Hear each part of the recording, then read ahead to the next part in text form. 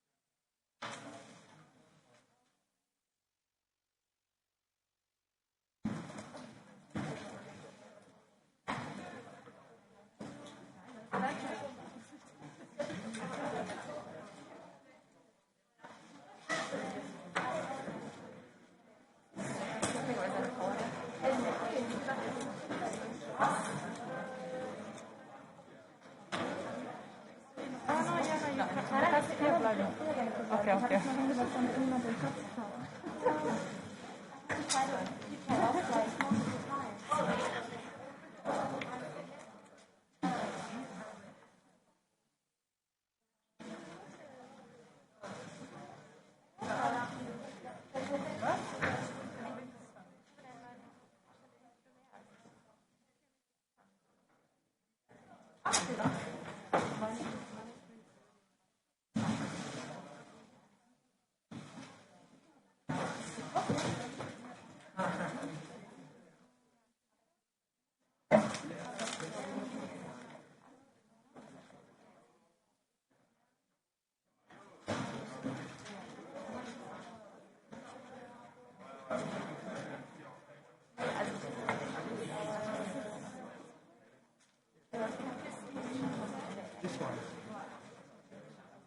Maybe I'll worry.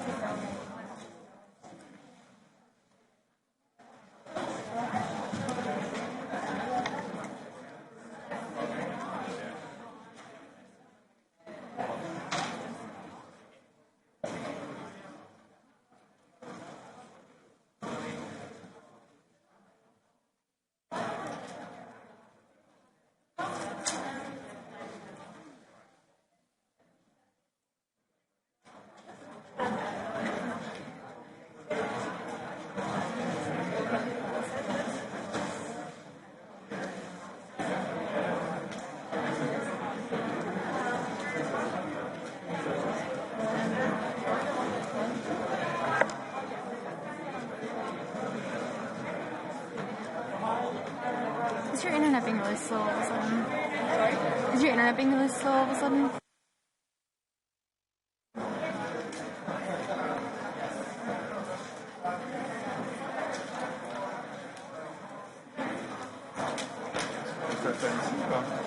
Tu peux pas t'installer où tu veux.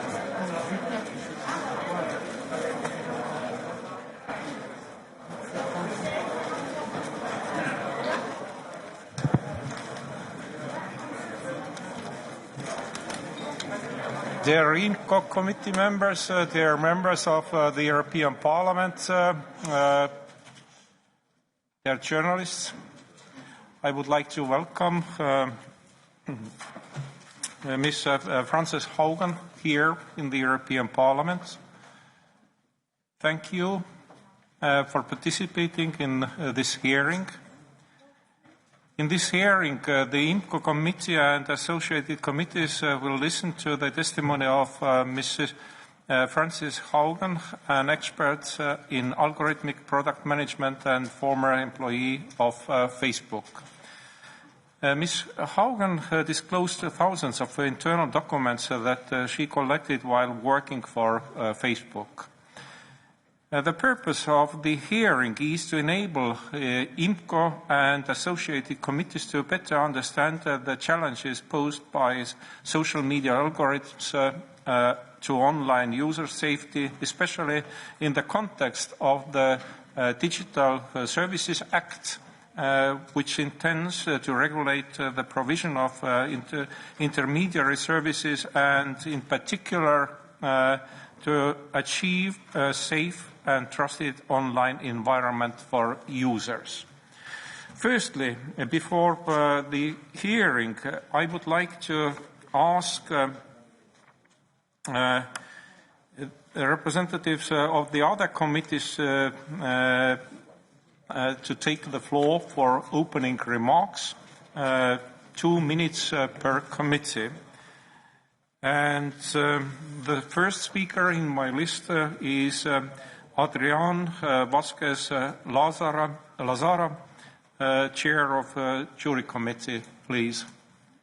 Gracias, presidente.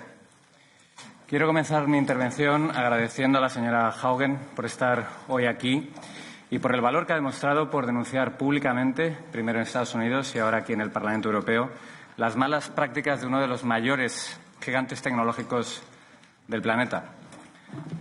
A nadie se le escapa que las grandes tecnológicas acumulan hoy un poder muy superior al de la mayoría de las empresas. Y en algunos casos... You don't have the interpretation? One moment. Yes, we'll wait. No worry.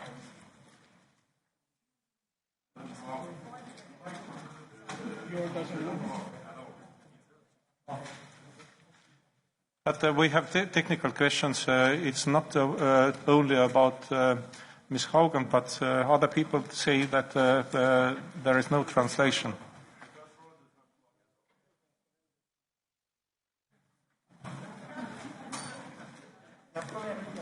First row is blocked.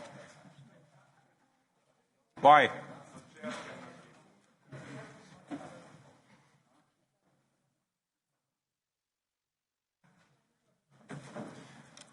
Sorry, we've tried to fix this problem, and I would like to ask you to start from the very beginning again. Thank you.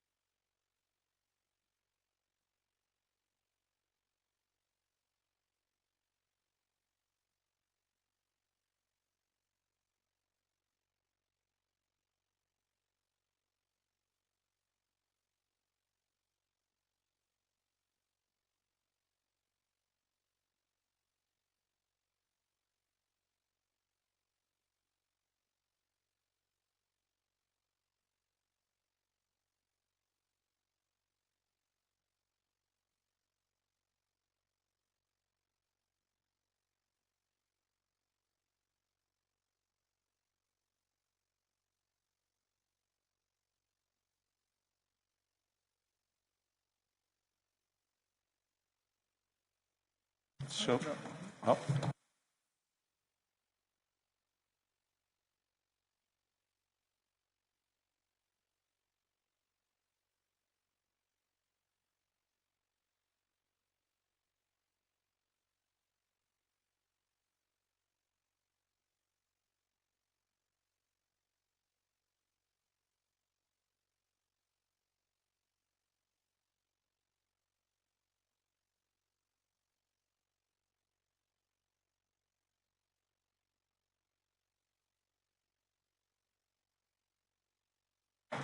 Yeah.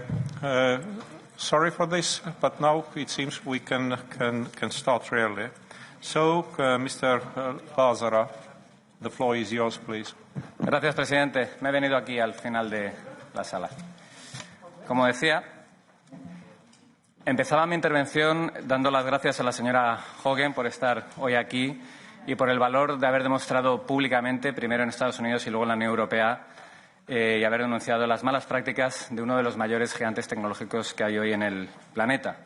A nadie se le escapa que las grandes tecnológicas acumulan hoy un poder muy superior a la mayoría de las empresas y, en algunos casos, superior a muchos Estados. Por ello, denuncias como la que usted realiza implican un altísimo riesgo profesional e incluso personal. Participo en esta comparecencia, señora Haugen, en calidad de presidente del Comité de Asuntos Jurídicos del Parlamento Europeo. Este comité tiene entre sus competencias legislativas la regulación de las cuestiones éticas relacionadas con las nuevas tecnologías. Por ello, su testimonio no podría resultar más relevante para nuestro trabajo presente y futuro en aspectos como, por ejemplo, el de la inteligencia artificial.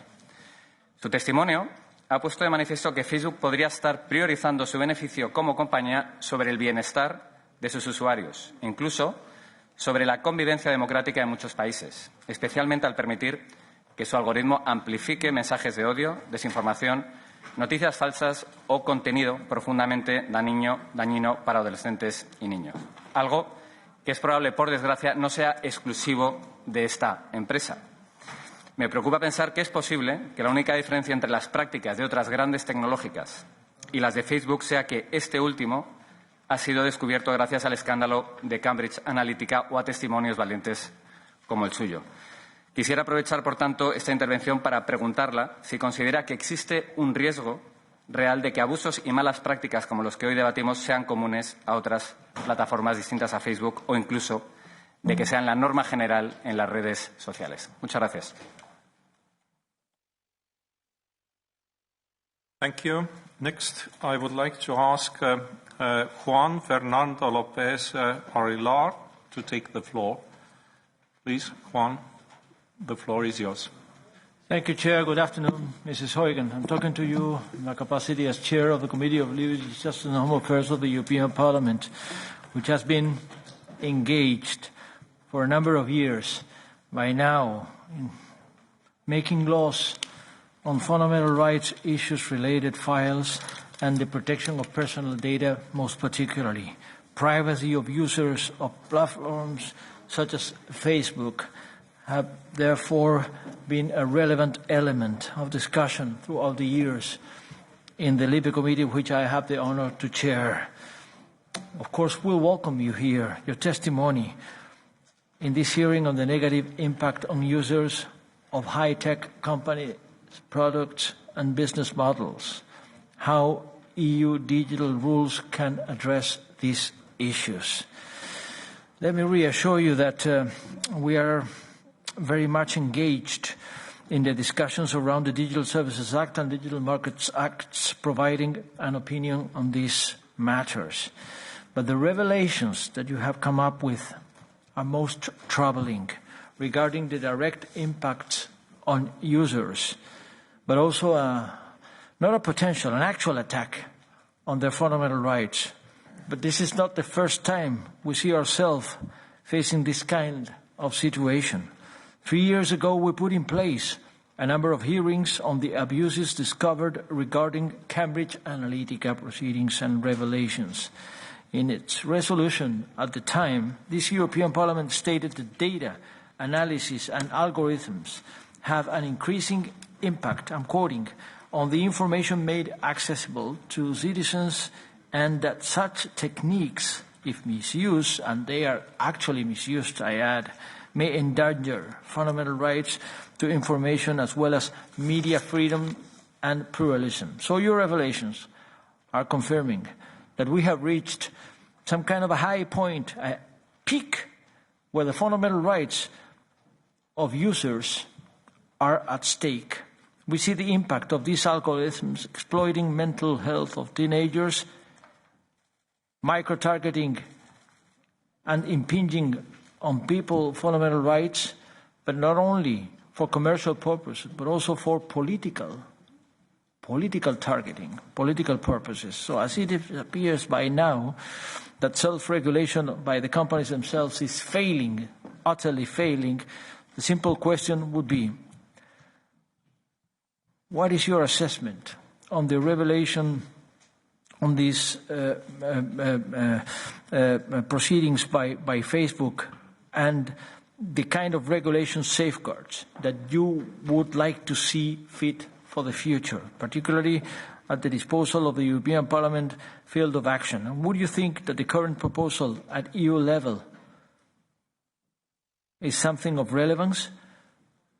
According to your assessment, as far as you know, are they sufficient, the package at sight, or is there anything else that could and should be done? Thank you.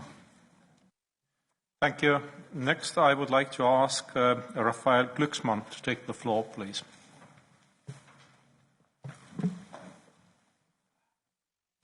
Merci, chers collègues. Tout d'abord, je tiens à remercier la commission IMCO d'avoir associé notre commission 1G à cette audition cruciale. Nous sommes ravis, Madame Haugen, de vous accueillir. Notre commission travaille depuis 1 an sur les ingérences étrangères et les campagnes de désinformation. Et il apparaît clairement que les plateformes comme Facebook sont devenues des terrains de jeu pour des puissances hostiles cherchant à déstabiliser nos démocraties. De Moscou à Pékin, les régimes autoritaires censurent les réseaux chez eux, mais les utilisent chez nous pour ébranler nos institutions, avec, il semble, le consentement tacite des dirigeants de ces dites plateformes. De la boîte noire des algorithmes aux publicités en ligne, qui sont au cœur du modèle économique de ces plateformes, c'est le modèle même de ces espaces publics, qui sont aussi des propriétés privées, qui pose problème à nos démocraties. Nous avons aujourd'hui beaucoup de questions à vous poser. Pouvez-vous nous indiquer comment l'algorithme de Facebook affecte et façonne la société et comment les législateurs peuvent contrer ces pratiques? Pensez-vous que les législations actuellement proposées par la Commission, telles que le Code de pratique sur la désinformation, peuvent contribuer à mieux réguler ces plateformes? Pouvez-vous nous donner plus de détails sur la façon dont l'algorithme de Facebook est utilisé pour des ingérences étrangères et des campagnes de désinformation? Que s'est-il dit? Que s'est-il fait au sein de Facebook lorsque les campagnes de 2016 aux États-Unis ou du Brexit ont montré à quel point les plateformes pouvaient déstabiliser nos démocraties? Pour cela, il est urgent que les plateformes assument leurs responsabilités. Mais afin qu'elles assument leurs responsabilités, il est urgent, chers collègues, que nous assumions les nôtres. Il n'est pas d'endroit qui puisse échapper à la loi et il est de notre ressort de législateur de faire en sorte que nos démocraties ne soient pas déstabilisées par ces mastodontes. Merci. Merci beaucoup. Next, I would like to ask Dragos Tudoras to take the floor, representing AIDA committee. Thank you very much, Chair, and thanks for associating AIDA also to the hearing tonight. Congratulations, Mrs. Haugen, for the courage to stand up for values that are so important to us as consumers, as individuals. I represent the special committee of this House on artificial intelligence, and we spent, in fact, the last year looking into the impact of AI and the underlying algorithms powering AI, with the paramount will of this House to ensure that AI develops on the basis of rules that protect human rights and interests. Your revelations are confirming many of the concerns, dare I say fears, that for many of us in this House had been related to the practices by big platforms, particularly social media platforms. DSA is already an ambitious starting point, introducing an obligation for risk assessments on how platforms work. I think it is a good tool to address systemic risk built into the algorithms, but in its current logic, it only concerns illegal content. So, how do you think we could regulate harmful content not yet passing the threshold of illegality? And presuming we would have the rules, or that platforms such as Facebook would have the will to intervene by their own volition, do you think, in your expert knowledge, that algorithms can be reverse engineered once they have grown into a given direction? Thank you. Thank you, Dragos. And I would like to thank all the committee chairs for your opening remarks. The hearing will be organized as follows. First, Ms. Haugen will give a 15-minute presentation. Then there will be a Q&A session. There will be 2 rounds of questions and answers. 2-minute question by members and 2-minute answer by Ms. Haugen. And now I would like to ask Ms. Haugen to take the floor for presentation. Thank you, Chair Kazavi. Please forgive my pronunciation on things. Kavazani, honorable members of the European Parliament. Thank you for the opportunity to appear before you and for your interest in confronting some of the most urgent threats to the citizens of the European Union. My name is Frances Haugen. I used to work at Facebook and joined the company because I believe Facebook has the potential to bring out the best in us. But I am here today because I believe that Facebook's products harm children, stoke division, weaken our democracy, and much more. The company's leadership knows ways to make Facebook and Instagram safer, but they won't make the necessary changes because they have put their immense profits before people.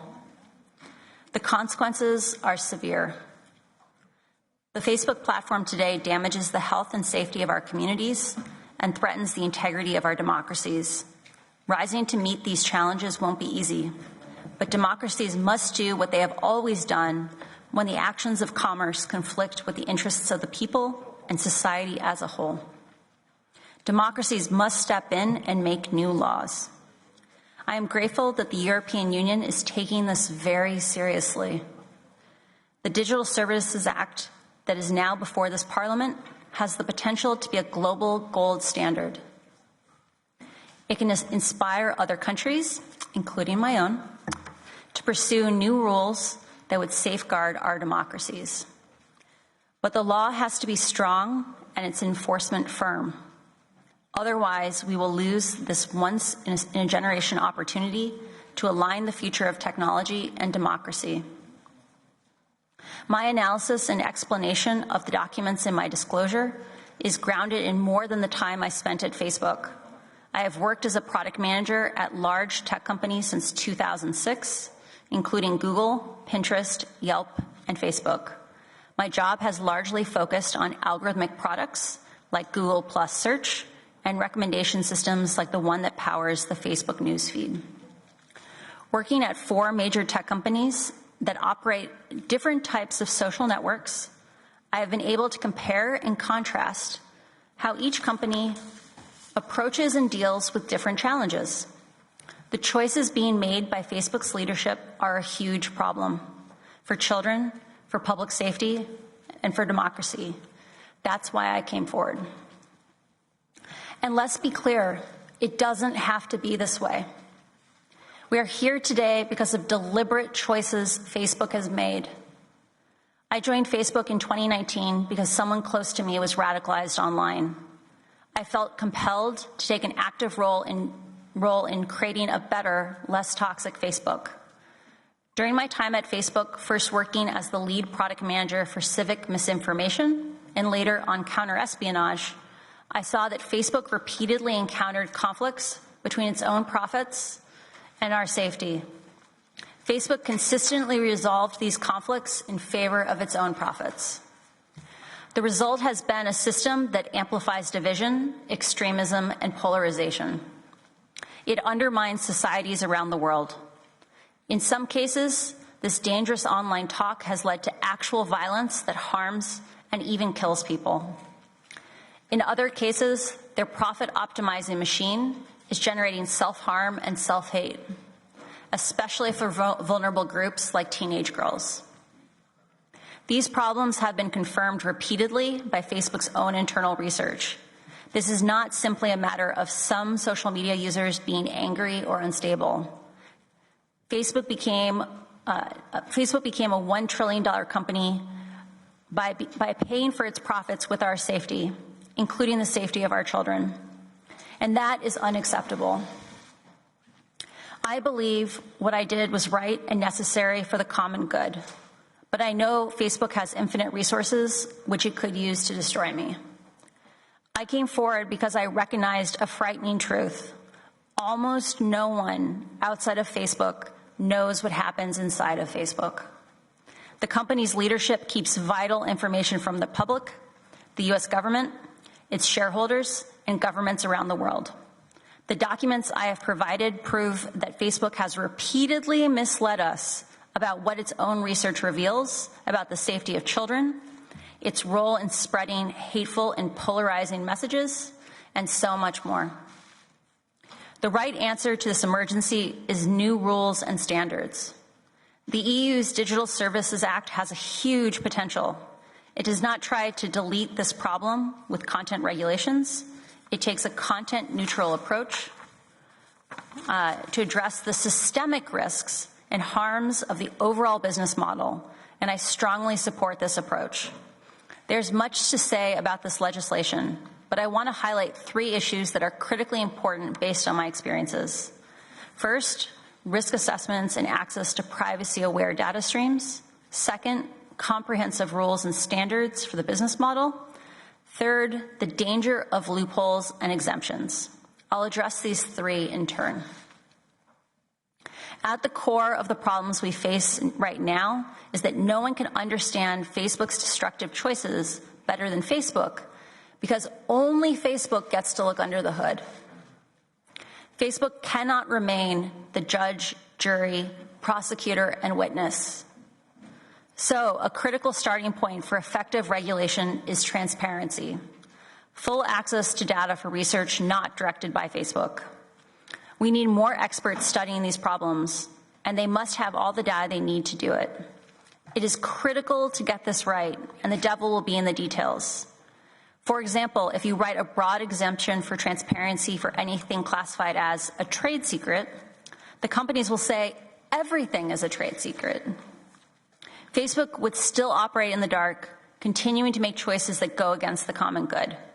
So I believe researchers should respect trade secrets once they have received proprietary data. But trade secrets can and should not be an excuse for companies to refuse access to data. Access to data is the starting point.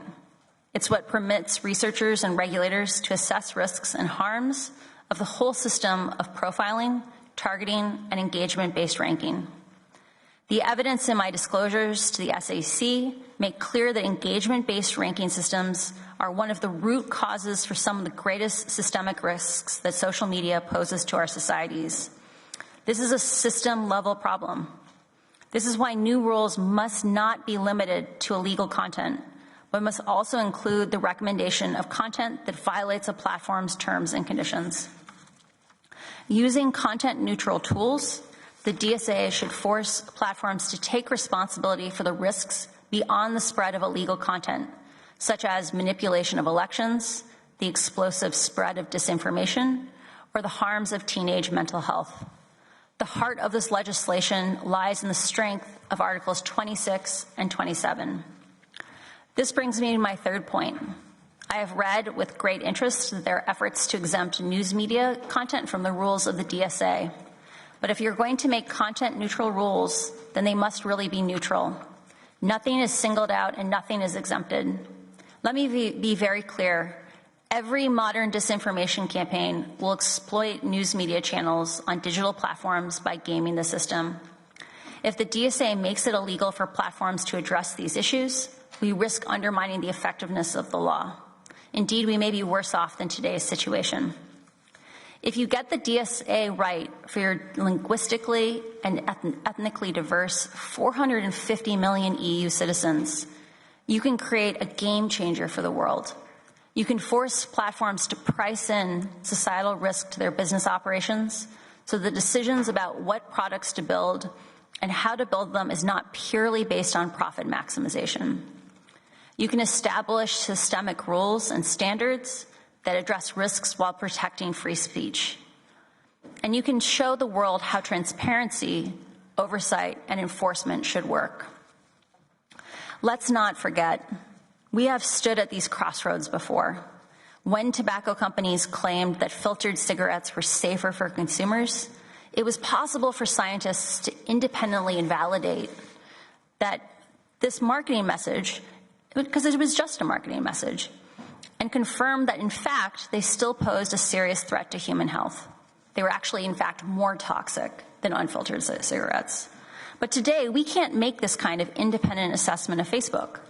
We have to just trust Facebook says what Facebook says is true, and they have repeatedly proved they do not deserve our blind faith.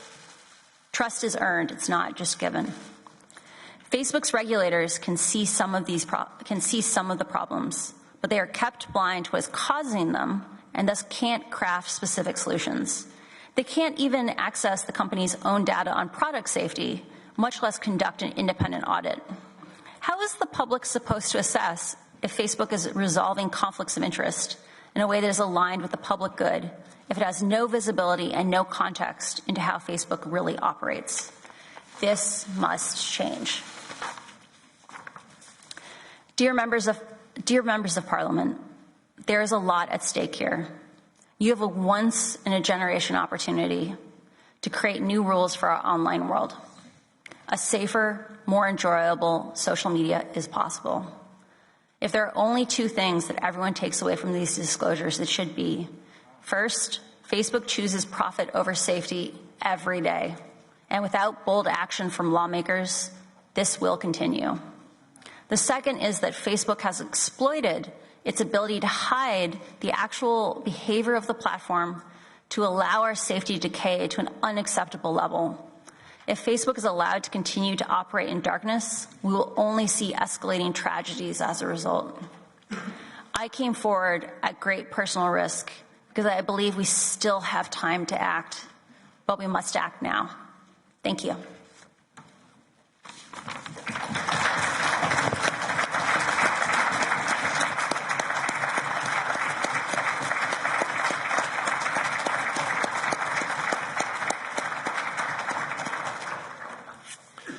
Thank you, Ms. Haugen, for your presentation. And now we can start with the Q&A session. First, I would like to ask Andreas Schwab from EPP Group to take the floor. Please, Andreas.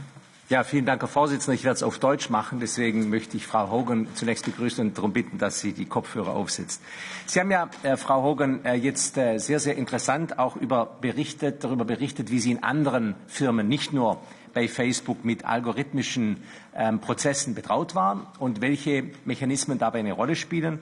Und ich würde gerne jetzt mit meiner Frage zunächst mal auf die Risiken für die Demokratie eingehen, weil Sie wissen ja, dass die europäische Demokratie vielfältig und sehr lebhaft ist und wir alles Erdenkliche unternehmen, sie zu sichern. Dafür gab es auch schon einige Fragen. Deswegen würde ich gerne von Ihnen ein bisschen näher wissen, wie Sie zur Vorbereitung der amerikanischen Wahl die Algorithmen bei Facebook so runterreguliert haben, dass gewissermaßen die negativen Einflüsse, die Sie zuvor wahrgenommen haben, da können Sie vielleicht auch kurz was dazu sagen, diese negativen Einflüsse herunterreguliert haben.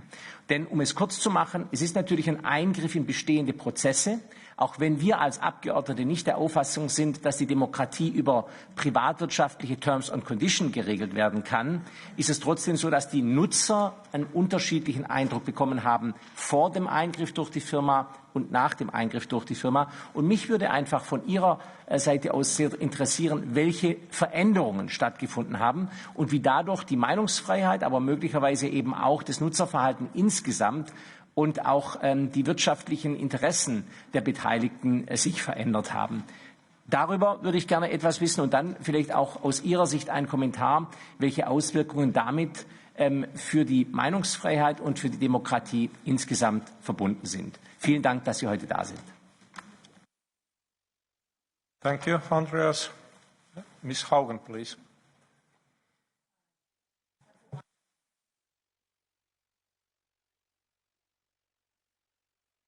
Sorry, my apologies. I said that's a lot to address in 2 minutes, but I will do my best. With regard to the risk to democracies, the inherent danger in engagement-based ranking, and Mark Zuckerberg has said this specifically. He has said in 2018 even, engagement-based ranking is dangerous because people are drawn to engage with extreme content more than more mainline content.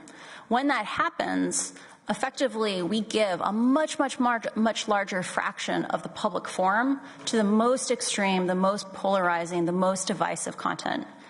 This also happens in ads. Because ads that get more engagement are cheaper, running an angry, hateful, divisive political campaign will be 5 to 10 times cheaper than running one that is about empathy and compassion. Democracies cannot exist if we can't see each other as human beings, if we can't have empathy and solidarity with each other. And so I believe that having a system that amplifies divisive content like that will erode our democracies. The second question is around what can we do with regard to regulating private economy and in a way that is I'm trying to hit both freedom of expression, and we may not get there. So I'm a strong proponent of what I call 1, 2, 3 risk assessments. So companies should assess themselves, but there should also be some party that can gather feedback from the community, because Facebook is very homogenous. It largely speaks English. It's largely isolated in California, at least those who are making most decisions. And unless you go and survey civil society groups, you're not going to get a full picture.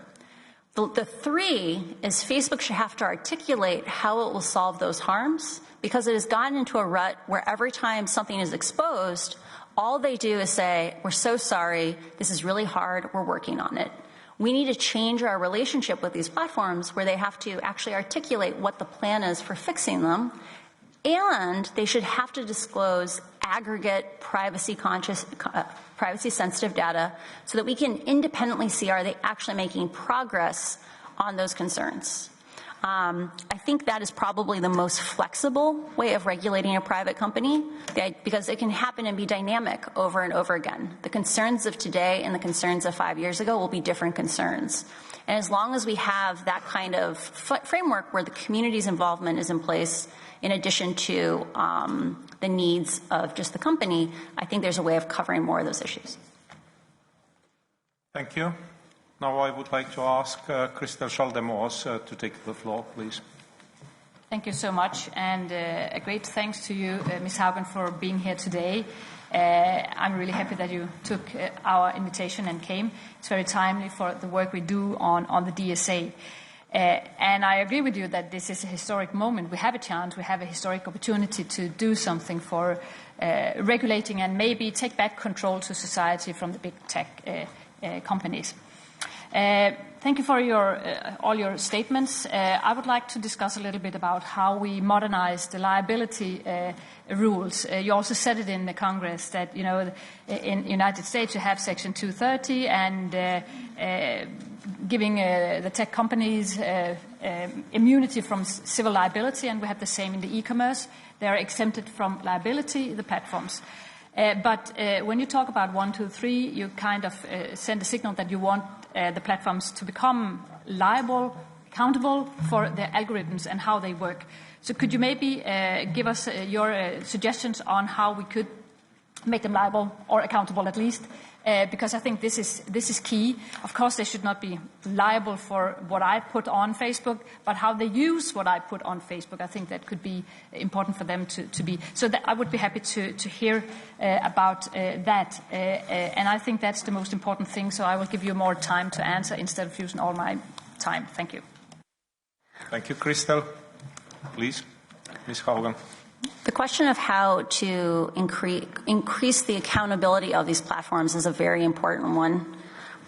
One of the things that I think is essential is, my understanding is today, there's really no practical way to bring a class action lawsuit either in the United States or in Europe, partially because we don't have a way of seeing differential harms.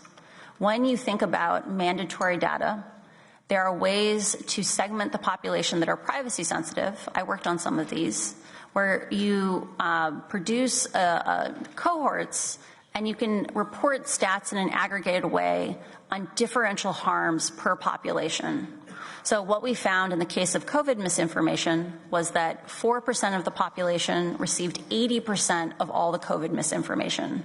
This is not a novel problem. It is a problem that repeats itself with every harm type.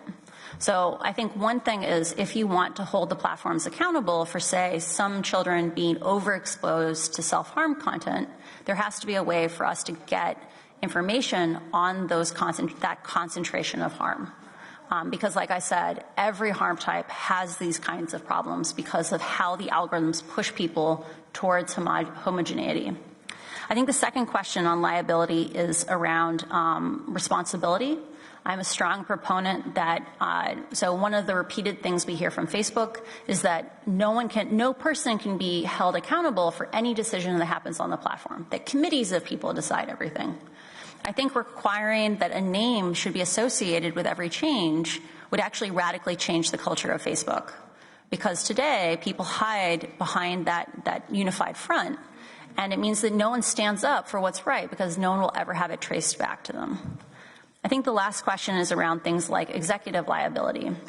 I am relatively agnostic on executive liability. I think it amplifies the effect of any law that you pass. So if you feel really confident in the law that you've passed, then executive liability can be a good thing, or at least makes them take it a lot more seriously.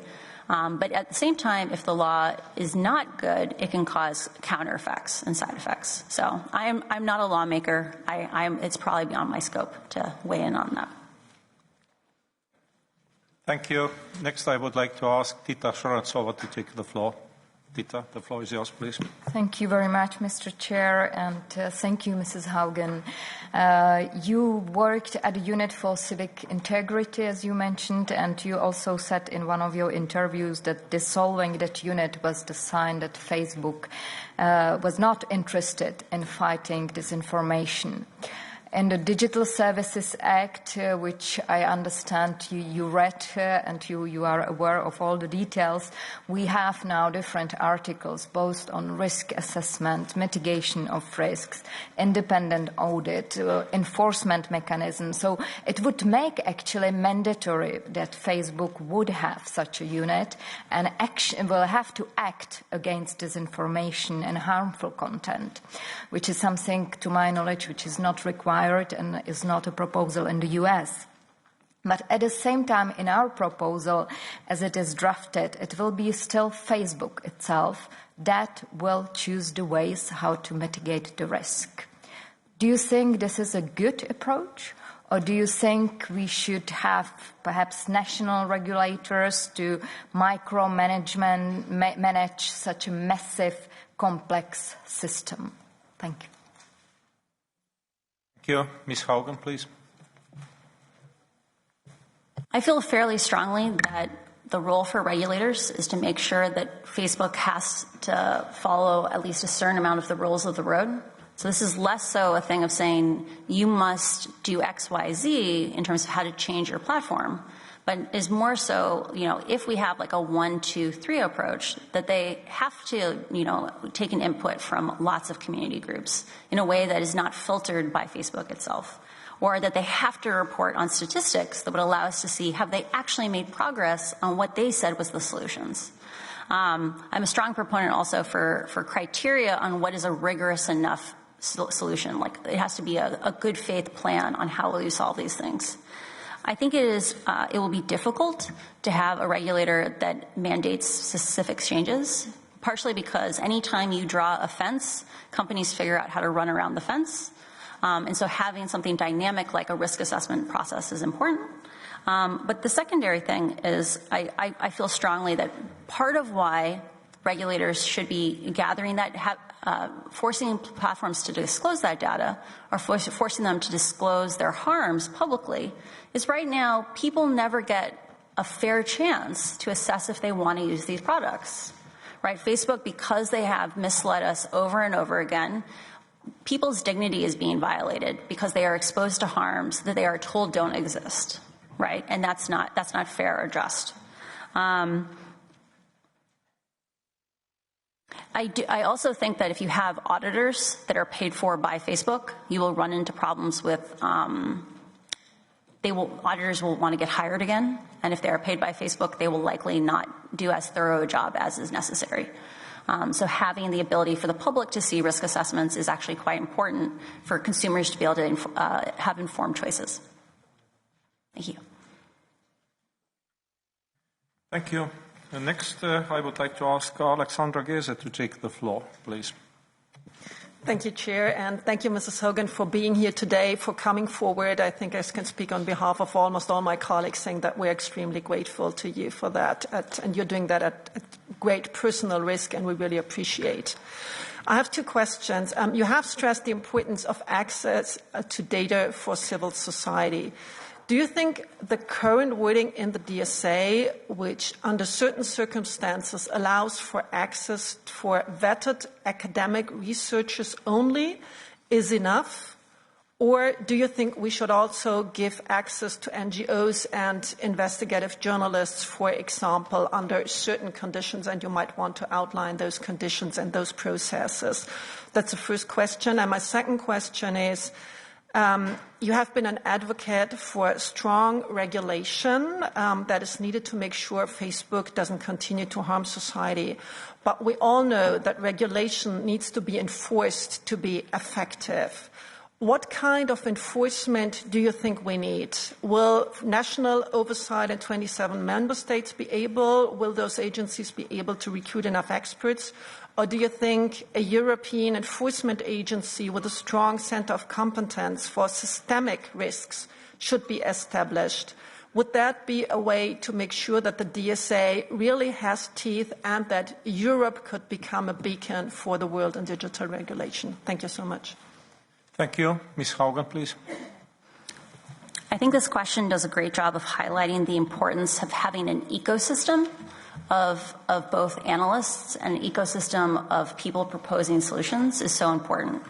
So the first question is around giving data to vetted academic researchers and whether or not that circle is broad enough. Just so people have context, in the case of Twitter, which is substantially more transparent than Facebook, there's something called a fire hose. And the fire hose contains 1/10 of all the tweets that appear on Twitter.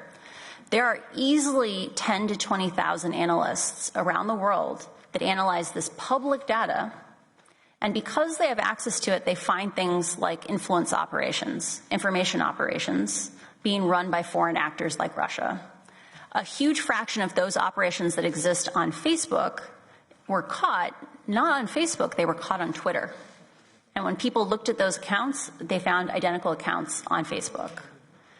If Facebook had to, I strongly encourage you to not just give data to academics, because the population of incredibly competent people who are experts in the space exist outside of academia and they exist outside of government, and they will continue to do so. We need to build that ecosystem of people building the muscle to understand Facebook if we want to be safe. And they often are very novel, they find different strategies that are not yet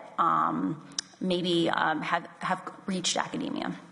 The second question is around whether or not enforcement, and actually to add one thing on there, I would love to do commentary if I had data, right? I am not an academic. I probably won't get accepted. I'm not going to be a professor probably.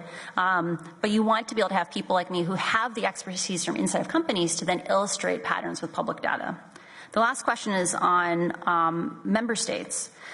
So just to be super, super blunt here, the number of experts, formal experts in these things, so I think this is how the algorithms really work and the consequences of them.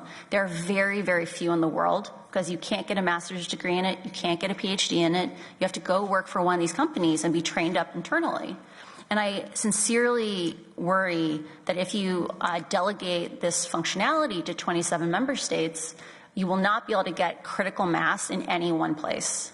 I think it'll be very, very difficult to get enough experts and distribute them that broadly. There are definitely people who have worked in industry who really want to give back by contributing to public accountability. And so having a home for them, I think, is important. Having a place where they can cross-pollinate to academia and other outlets. But having a home is going to be really important. Thank you. Next, I would like to ask Alexandra Basso to take the floor. Grazie Presidente e gentile signora Haugen, la ringrazio davvero per questa opportunità di scambio. Nel suo intervento al Congresso e nella sua intervista al programma 60 Minuti ha sollevato molti punti interessanti. Le sue motivazioni sono molto nobili e condivido la sua preoccupazione per ciò che noi e i nostri figli vediamo ogni giorno su Internet. Creare un ambiente sicuro deve essere un'assoluta priorità per noi legislatori e avrei alcune domande da porle. La prima riguarda la polarizzazione del confronto politico e il conseguente inasprimento delle interazioni tra gli utenti che richiedono di conseguenza un maggiore intervento da parte della stessa Facebook. Essendo l'algoritmo di Facebook strutturato in modo da confermare le idee dell'utente, come si può, secondo lei, da un punto di vista tecnico, rimediare a questo cortocircuito voluto? Può bastare una maggiore consapevolezza sulla gestione dei propri dati da parte dell'utente oppure deve essere necessario un intervento sull'algoritmo per fare in modo che all'utente vengano presentate anche opinioni diverse dalla propria? E poi, dove va messo il punto di equilibrio per creare un ambiente sicuro per tutti, ma specialmente per i minori e la tutela della libertà di espressione? Può un semplice algoritmo che lavora tramite parole chiave svolgere un compito così complesso? Avrei poi una curiosità in tema di minori. Che cosa ne pensa della legge proposta in Norvegia che impone di segnalare quando una fotografia è stata ritoccata con l'evidente scopo di tutelare gli adolescenti dall'immaginare come reali modelli che sono di fatto irraggiungibili? La ringrazio. Haugen, please. Thank you. Ms. Haugen, please. One of Facebook's most common refrains in response to me has been, it makes no business interest to design a system that intentionally spreads misinformation or spreads polarizing content. And the reality is, it's not a question that they were deliberate in designing these systems to do these things. It is a question that it was deliberate that they did not change them once they discovered that a side effect of their choices was to spread more misinformation or more division. There are many possible changes, many of them content neutral, to reduce the amount of misinformation, division, divisive content. I'll give you a couple examples. You could require clicking on a link before you reshare it. That reduces misinformation substantially. You could make reshare chains shorter. You could say, after you get beyond friends of friends, if you want to reshare it at that point, you need to copy and paste it, and you can totally share whatever you want. Like, we're not oppressing you. We're not judging your ideas. We're just saying, make an intentional choice if you want to spread it further. That has the same impact as the entire third-party fact-checking system in terms of reducing misinformation, only it works for all languages in the world. Or things like Facebook knows if they show you more content from your family and friends for free, you get less misinformation, less division, less polarization. So yes, Facebook knows lots of ways to change the system, but it chooses not to because it will grow less. You'll consume less content. You'll consume less ads. They'll make less money. With regard to having more representative views, I think as long as there is engagement-based ranking, it is likely that the system will continue pulling people towards polarization.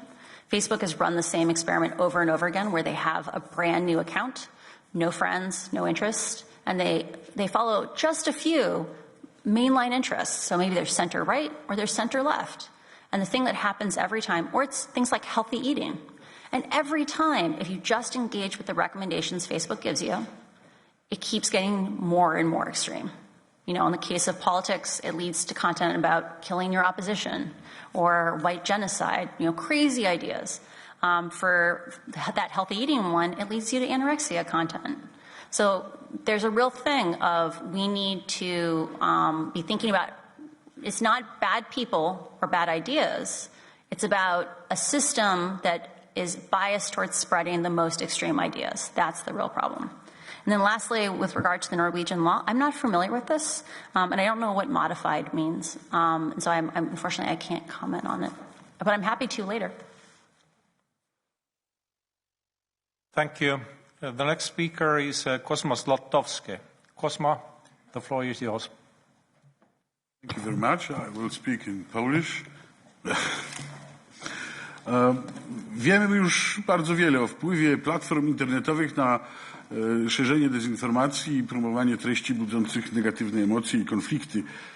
Sam Facebook pod wpływem licznych oskarżeń zlecał audyty, które ujawniały wiele nieprawidłowości dotyczących także negatywnego wpływu na procesy wyborcze. Każdy z nas, kto ma konto na tym portalu lub na innych, widzi, że powstają tam bańki informacyjne, że treści są coraz bardziej jednostronne, że korzystanie z mediów społecznościowych jest po prostu coraz bardziej nudne. Czy w Pani ocenie takie działanie Facebooka, promowanie agresji i fake newsów było celowe, czy to po prostu efekt uboczny braku wystarczającej kontroli konkretnych osób nad działaniem portalu? Czy algorytmy decydujące o wyświetlaniu użytkownikom określonych treści, wywoływanie skrajnych emocji czy relacji były zaprojektowane w taki sposób, aby promować treści kontrowersyjne, czy same ewoluowały na podstawie jakichś ogólnych wytycznych ich projektantów? Czy inne platformy i firmy technologiczne według Pani wiedzy działają w taki sam sposób? Na ile to jest patologia całej branży technologicznej, a na ile problem jednego przedsiębiorstwa? To oczywiście bardzo ważne pytania w kontekście regulacji, nad którymi pracuje obecnie Parlament Europejski, zarówno jeśli chodzi o platformy internetowe, ale także o sztuczną inteligencję. Ale jest też inne pytanie, może nawet znacznie ważniejsze, czy krępując rozwój internetu, w tym przede wszystkim platform, nowymi regulacjami nie tworzymy zbyt wielu ograniczeń dla wolności słowa i nie limitujemy prawa do swobodnej debaty publicznej. Wychowałem się w kraju autorytarnym i każda próba ograniczenia wolności słowa budzi mój sceptycyzm.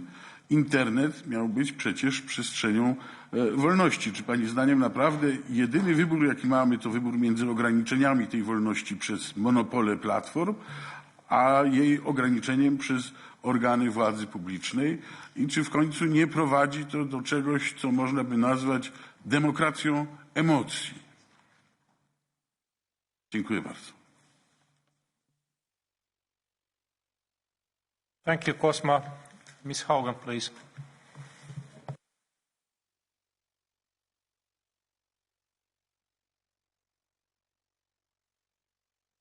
Thank you. So I'm going to bend more towards the bottom and go kind of upwards. So I think this question of is Facebook different is a really important question.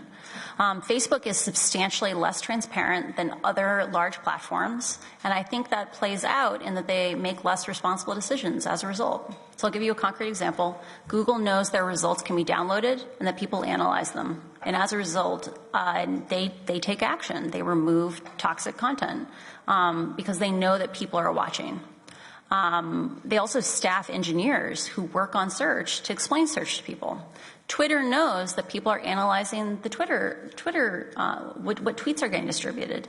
And I think they're more accountable and more responsible as a result. And so there is a real tie between transparency and the decisions and optimizations that these platforms make. The question around encroaching on freedom of speech is very, very important to me. I don't believe that focusing on content-based solutions is sufficient because every time you make a decision that is about content, you now need to have a system that can intervene in the 5,000 languages that exist on Earth. You have to retune and rebuild the AI over and over and over again. And Facebook hasn't, right? It's actually harder to support the third largest language in Ethiopia than it is to English because the training systems, the contractors that we would use to be able to do that don't exist. Those services don't exist. So we need to think about how we make systematic changes around amplification, how we make social media that is more about our family and friends, because we liked social media when it was about our family and friends, right? I'm not asking you to give up social media. I'm asking you to have human-scale social media. I'll give you an example of an intervention that would radically decrease misinformation. If you have more than 5,000 members in a group, you have to turn on self-moderation. As someone who ran a group that had 3,000 people, I know that that's hard. I know that less content would get out there, And if we know that one of the most dangerous kind of amplification levers is 500,000, 1 million person groups, those groups can still exist if their members are so committed to their groups that they're willing to staff the moderators. But with great power comes great responsibility. If you have a medium that can blast out a message to 1 million people, having some constraints and saying, hey, maybe you should moderate for yourself the content, I think is an important thing. The last question is around, are these things deliberate? And as I mentioned before, I don't believe they deliberately set out to make a polarization engine. But they have known for years, they've known since at least 2018, that political parties in Europe were saying, we are running more polarized, extreme ideas, at least on social media, because that's the only thing that gets distributed. Like if we share a white paper on our agricultural policy, we get crickets now. We used to at least get distribution. And I worry that by the time we reach the ballot box, the options that we even get to choose have been constrained by Facebook. Because if the entire time you were only able to run extreme ideas or give that the most voice, have you really been given a choice to vote for what would reflect your own needs? Because it's already been filtered by Facebook's algorithm. So society and technology are now intertwined in a way that they've never been intertwined before. Thank you. Next, I would like to ask Martin Schirdewan to take the floor. Martin? Yes, thank you, Chair, and thank you, Ms. Haugen, for being with us today and for bearing testimony. On behalf of the Left Group in the European Parliament, I just want to tell you that we admire your courage to stand up against Facebook and to reveal its business practices that, driven obviously by profit interests, are harmful for consumers' free choice, toxic for the mental health of minors, and after all, also dangerous for democracy as such. Your insight in the dealings of Facebook comes at the crucial time.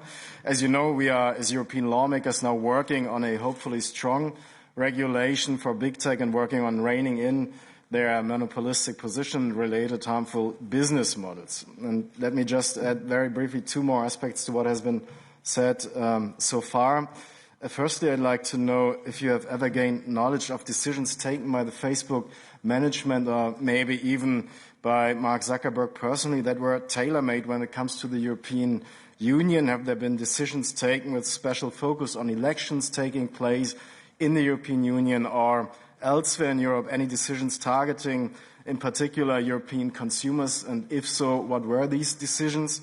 And secondly, I'm personally in favor of a ban of targeted advertising. I think a business model based on the exploitation of sensitive data such as political or sexual orientation or health-related data is not only immoral, I think it should be illegal. Do you think that there is a place in the future digital market for businesses that thrive through the exploitation of personal data? Thank you very much. Thank you, Martin. Ms. Haugen, please. I am not aware of any actions that were specifically taken with the European Union in mind, other than I know that Germany was considered a, quote, at-risk country during their elections, during the lead-up to it. I don't know this for sure, but I'm pretty sure the reason why Germany was given that privilege or those extra resources was because they feared things like the DSA.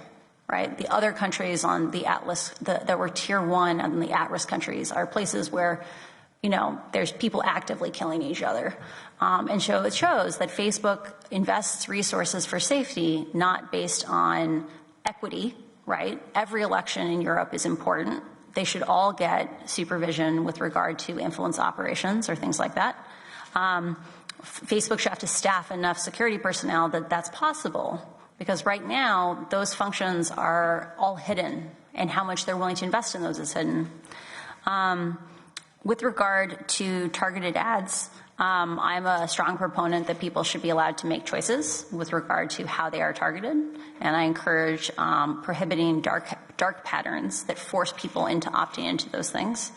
Platforms should have to be transparent about how they use that data, and I'm a big proponent of it. There's a lot. They should have to also publish policies like, do they give flat ad rates for all political ads? Because, we shouldn't be subsidizing hate in political ads. With regard to will there be businesses that can be successful without exploiting data, I strongly believe that Facebook will not be dislodged from what I call personal social media. So there's broadcast social media, which is things like TikTok. People create on TikTok because they want to reach the largest audience possible. The market works for things like TikTok, and you see lots of TikTok clones. YouTube has one, Snapchat has one, Instagram has one. But you don't see clones of Facebook. And the reason for that is in personal social media, people create because they want to reach very specific people. And unless you move the entire friend network simultaneously, that's not going to happen. And we can talk about interoperability, but it's outside the scope of this question. I don't think interoperability will work. And so in a world where it is almost impossible to escape that center of mass, 3 years ago even, there were still some countries that had alternative personal media. Now there really aren't any countries except for China because they banned Facebook. And so I think there is a space for companies that are more just with information, but we've lost the chance for that world. Facebook is personal social media and will be for the foreseeable future. Thank you. Next, I would like to ask Marisa Matias to take the floor, please. Obrigada. I'm going to speak in Portuguese. I'm here in your left. Hi. Hello. Muito obrigada. Como estava a dizer, quero começar por agradecer a sua presença. Acho que é muito importante e aproveito também para enaltecer o trabalho que fez, o trabalho que é feito pelos whistleblowers. E nós, neste Parlamento, já dependemos de muito trabalho de whistleblowers para fazer trabalho legislativo. Infelizmente, ainda não demos o passo significativo para a proteção dos whistleblowers. O seu trabalho mostrou que plataformas como o Facebook têm o poder para ignorar qualquer tipo de problema se isso ajudar a proteger o seu negócio.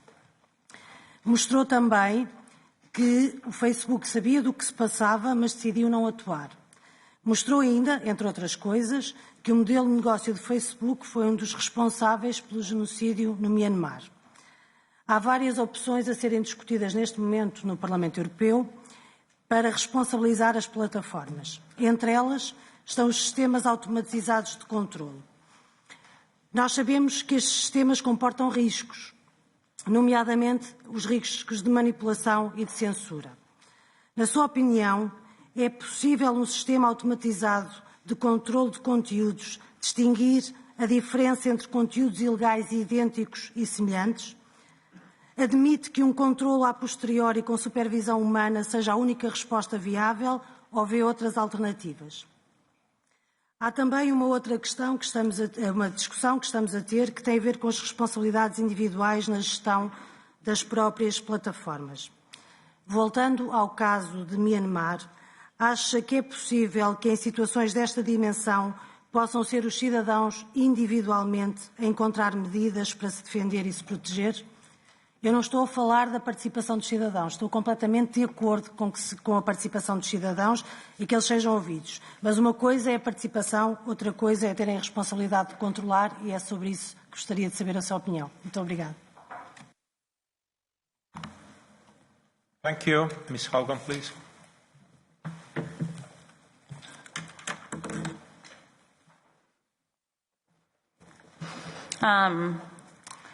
Before I dive into my answer, I'll do a quick plug for whistleblower protections.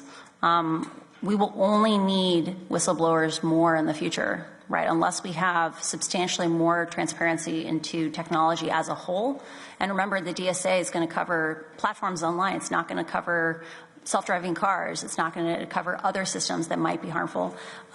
It is extremely important to make sure that there are protections and avenues for whistleblowers of all levels to feel safe coming forward. Because technology is only going to accelerate and become more dangerous. The second question is around automatic control systems. I am extremely skeptical on AI being the solution.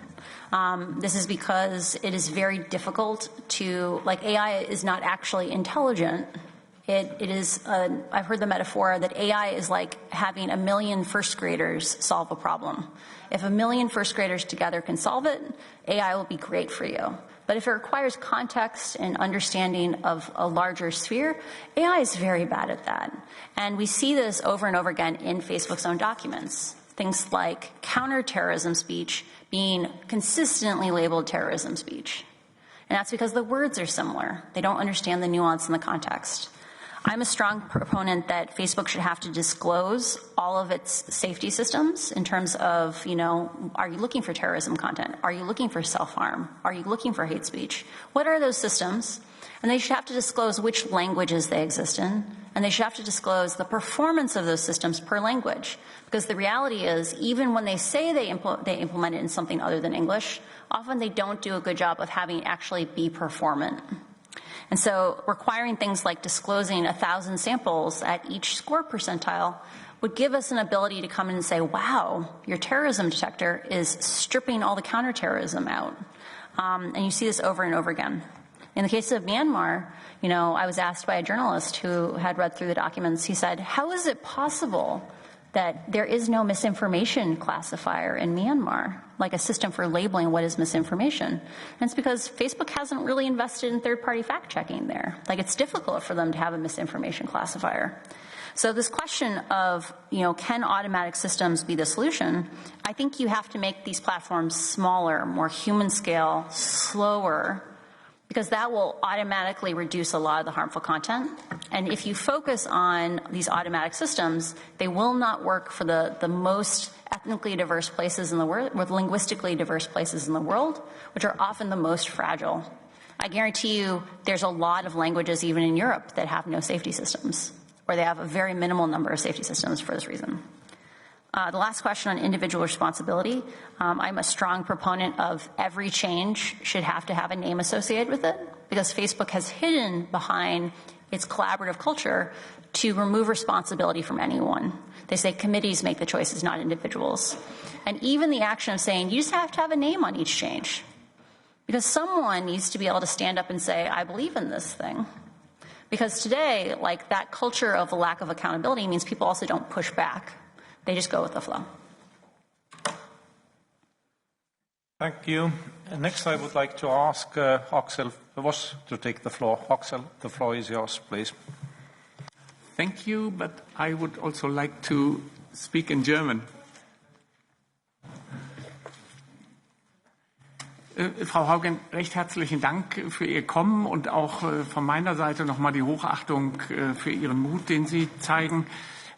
Ich möchte gerne ein bisschen diesen Blick in die Zukunft richten. Und zwar, glauben Sie, dass die Gefahren für Kinder und Jugendliche, aber auch für unsere Gesellschaft und Demokratie durch die neuen Projekte von Facebook und Zuckerberg, also Stichwort Metaverse, hier noch weiter steigen? Bekommt das nochmal eine andere Qualität, wenn sozusagen Realität und virtuelle Welt miteinander hier mehr verschmelzen? Eine zweite Frage in diesem Aspekt wäre, wir wollen natürlich, wie mit dem DSA schon angesprochen, eigentlich das, was offline illegal ist, auch online illegal machen. Auf der einen Seite sind wir aber in der Diskussion verfangen mit dem Overblocking, Meinungsfreiheit, es würde zu viel zurückgehalten. Auf der anderen Seite zeigen aber Ihre Enthüllungen eigentlich, dass wir viel konsequenter noch dagegen vorgehen müssten. Deshalb, was würden Sie hier raten, um diese Gefahren auch an Kindern mit schädlich gezielter Werbung, ohne aber gezielte Werbung generell zu verbieten? Oder wo wäre hier ein Mittelweg, auch welche Inhalte genau vielleicht wegen der schädlichen Auswirkungen auf Minderjährige nur eingeschränkt zugänglich sein sollten? Sollen wir das benennen, auch gerade im Hinblick nochmal auf die neuen Projekte? Also Metaverse. Dankeschön, Axel. Ms. Haugen, please.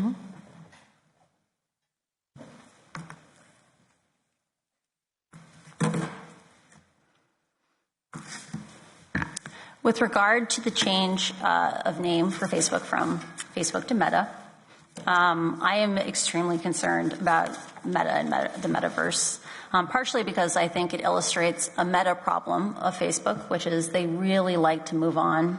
They really like to prioritizing growth and expansion over actually finishing what they build, like making sure it's safe and responsible.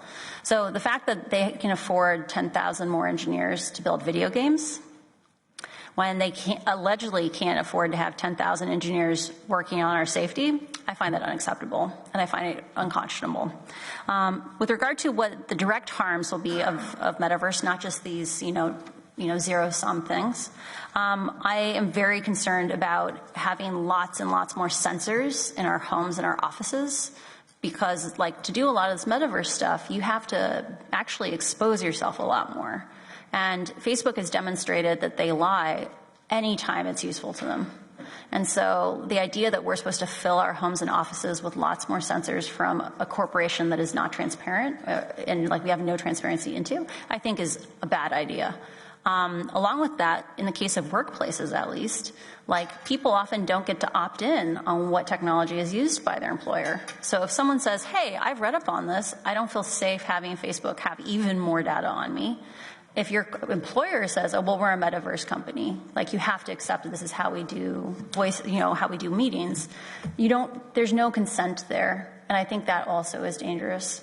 The only thing that I am excited about metaverse is I think it is much more human scale. So most of the interactions are at the level of 1 to maybe 10. I think VR becomes pretty overwhelming beyond that point. And that's a great illustration of systems that are just intrinsically safer. Your uncle can have really out there views, and he might ruin Thanksgiving, but he's not getting a megaphone to 1 million people, right? So by default, when you design human scale systems, you get for free less spread of extreme ideas. With regard to blocking too much free expression, that's part of why I'm saying we need to have samples. For any safety system they have, we should be allowed to see 1,000 samples at various different scores, because I think we would be really shocked at how much good content gets thrown in with the bad content, especially on things like counterterrorism versus terrorism. So I'm much more a proponent of how do we design systems to be safe versus how do we touch the content a lot. Because like I said before, I don't believe content-based solutions scale to the most fragile places in the world. Then the last question around balanced on teen advertising, I think it's a really hard thing, because right now Facebook claims that they don't target ads, that on teenagers, you can say, I want to reach, women who are between 13 and 16 or whatever. But the reality is AI learns biases and AI learns things about you, even if you're not aware that it's in those systems. They're going to learn keywords in those ads, and it's going to act like targeting on vulnerable teenagers. And so I think there are ways that you can do that in terms of having it be a little bit more like TV, where ads are blasted out to a much more diverse and less confined audience. But as long as AI can learn those relationships, it's going to micro-target. Thank you. The next speaker is Tom van der Lare. Tom, thank you. The floor is yours, please. Thank you, Chair, and thank you, Ms. Haugen. First of all, also from my side, thank you for being here. It's not only very courageous, but in a way it's also necessary, because Facebook to us functions like a factory with a closed factory with big concrete walls. And you're right, the Digital Services Act will oblige them to put at least some windows in those big concrete walls. They will be obliged to provide insight into the processes of the algorithms that determine what we see and why we see it.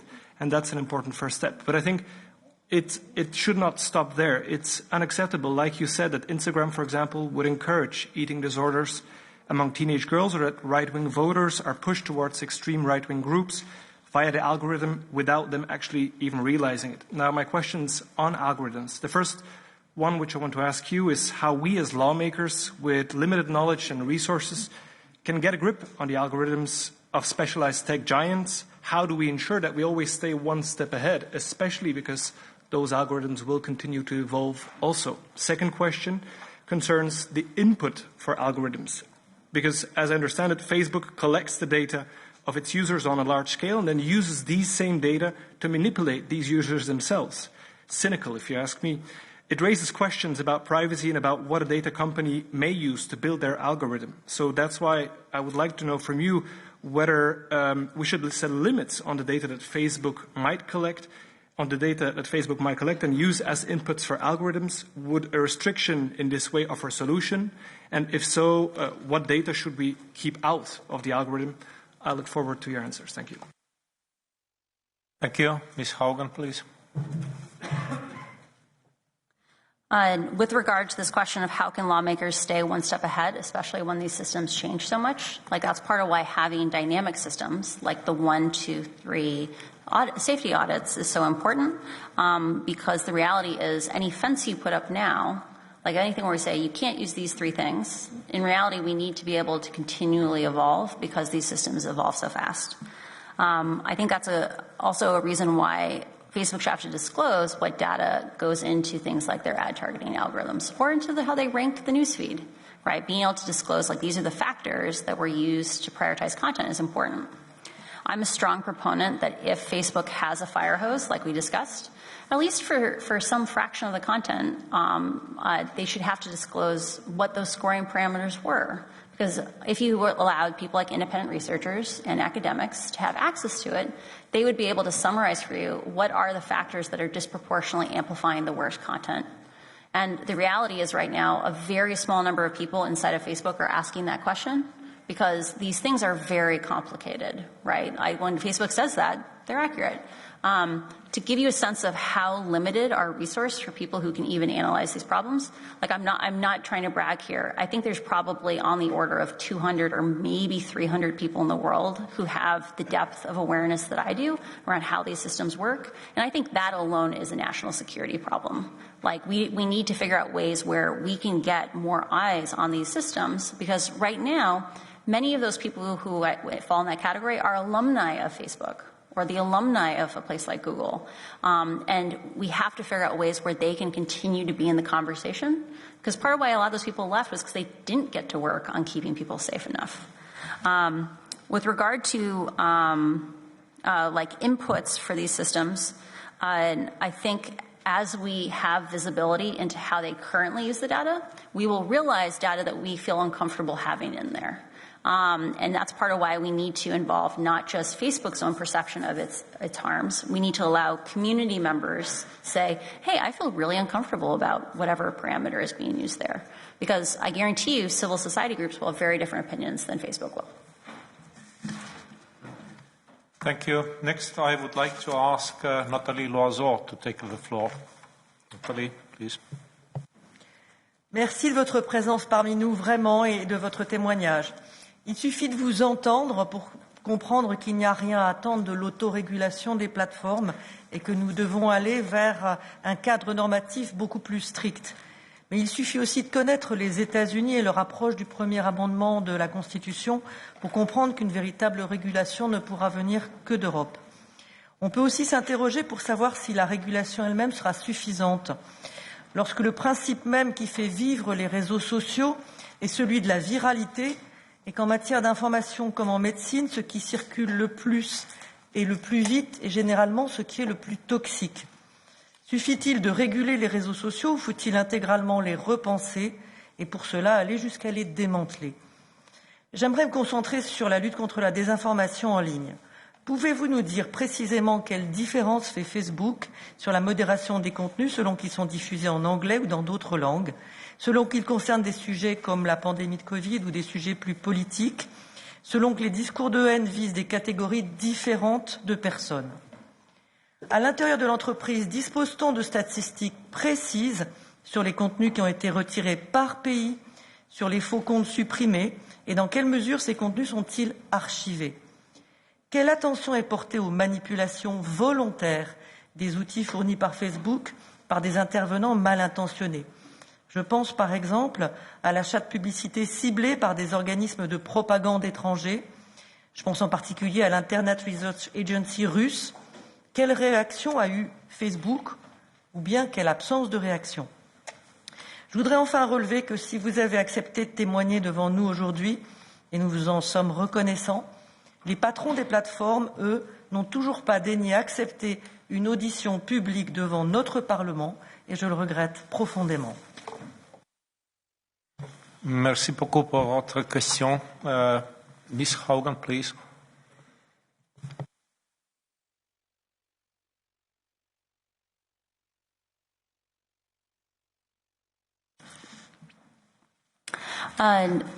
With regard to does social need to be just restarted from the beginning, the reality is that Facebook has many tools at its disposal, which it has chosen not to use, that are content agnostic. It doesn't require us to pick good people or good ideas. Like these are systems that make this platform slower, that give people more time to think before they reshare, and that has the side effect of less misinformation. That those ideas that are, when you knee-jerk share them, they often, but you wouldn't if you thought about it a little bit, that it slows those down. Some examples are things like I talked about before of like having to click a link before you reshare it or cutting reshare chains. But there are other things like demoting content that is not from someone you know.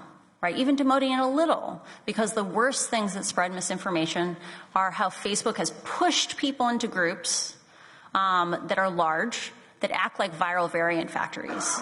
You know, a group that has 1 million members and produces 1,000 pieces of content a day, that is the biggest problem, because right now the algorithm picks 3 of those pieces of content and spreads them out to 1 million people.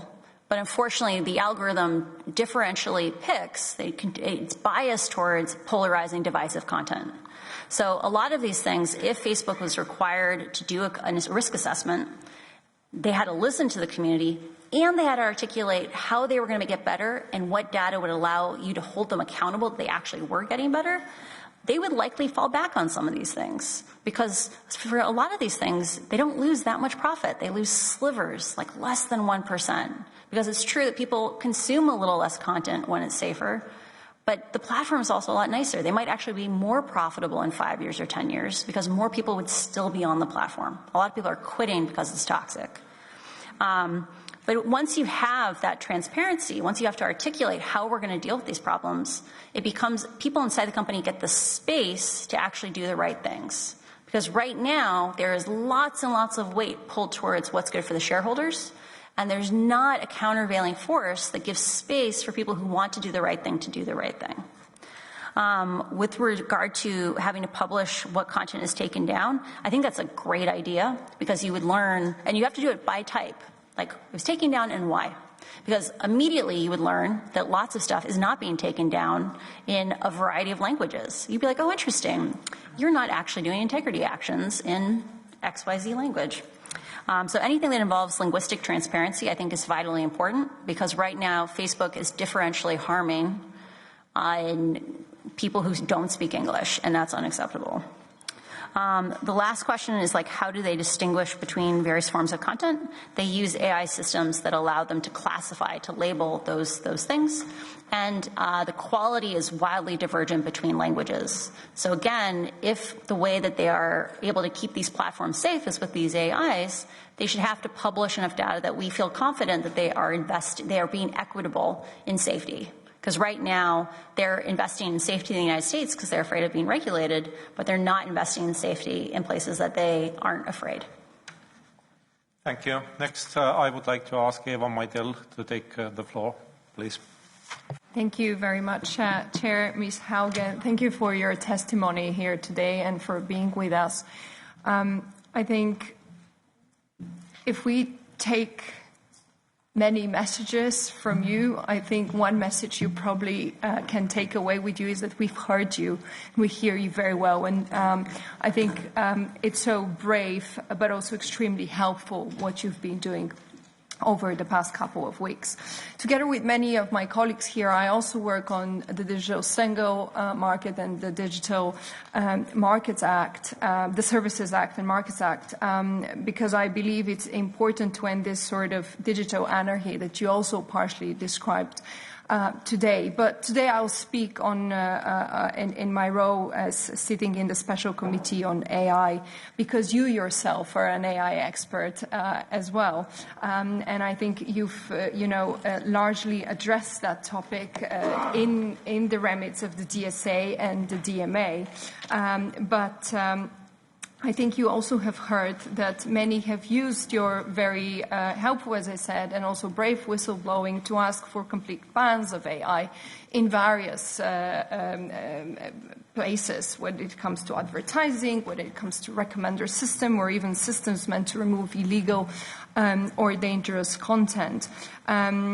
But I believe, and also what we've heard today, you have warned against the misuse of AI, particularly in the context of Facebook. But I don't have the impression you're asking for complete bans. But rather, as you've a number of times emphasized, you're asking for more transparency, to reduce AI usage to where it makes sense, for more sensible government regulation and laws, but also for the need for consumers to be able to make choices, which I think is very important, and I concur on all of these statements that you made. Because I simply don't believe that all the work you have been also doing on AI, you would, think it's worthy of banning in one way or another entirely. But I also don't think that the many young and energetic people that work in startups in Europe with AI want to act unethically and necessarily. And I think these are the AI developers that could work on certain issues to find solutions.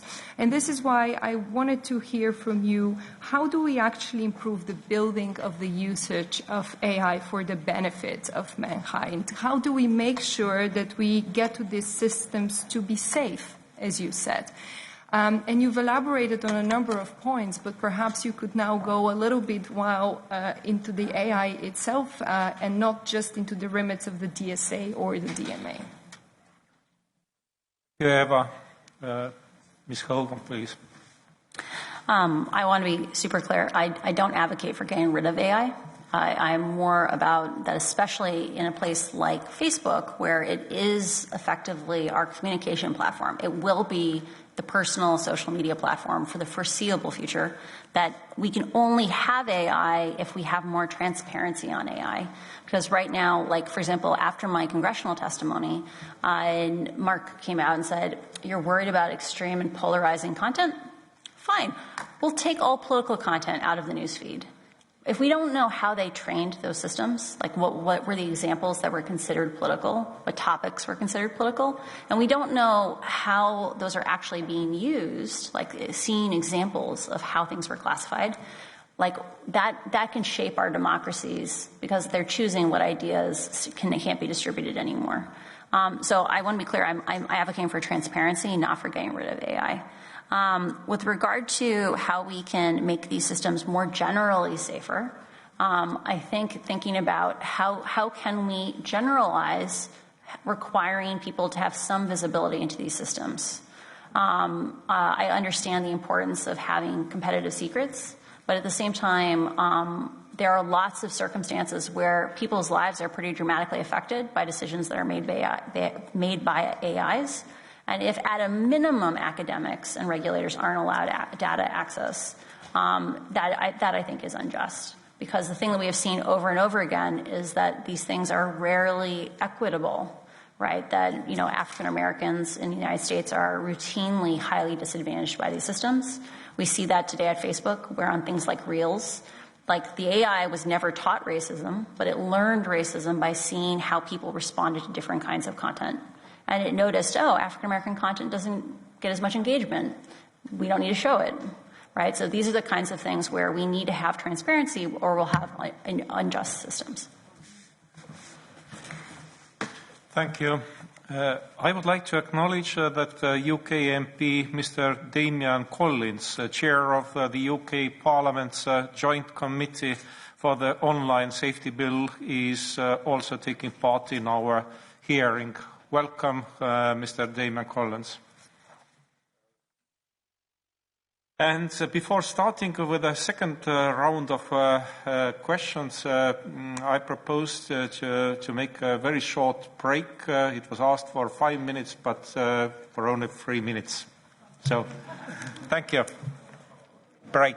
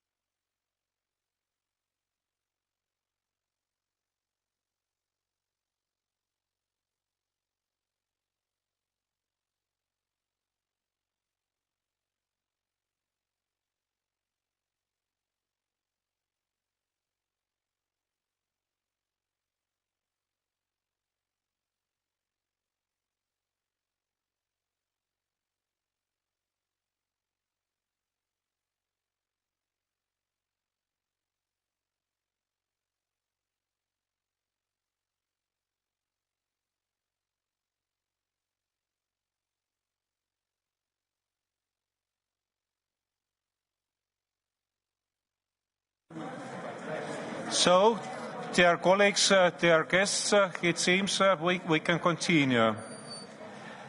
And we can start with our second round of questions and answers.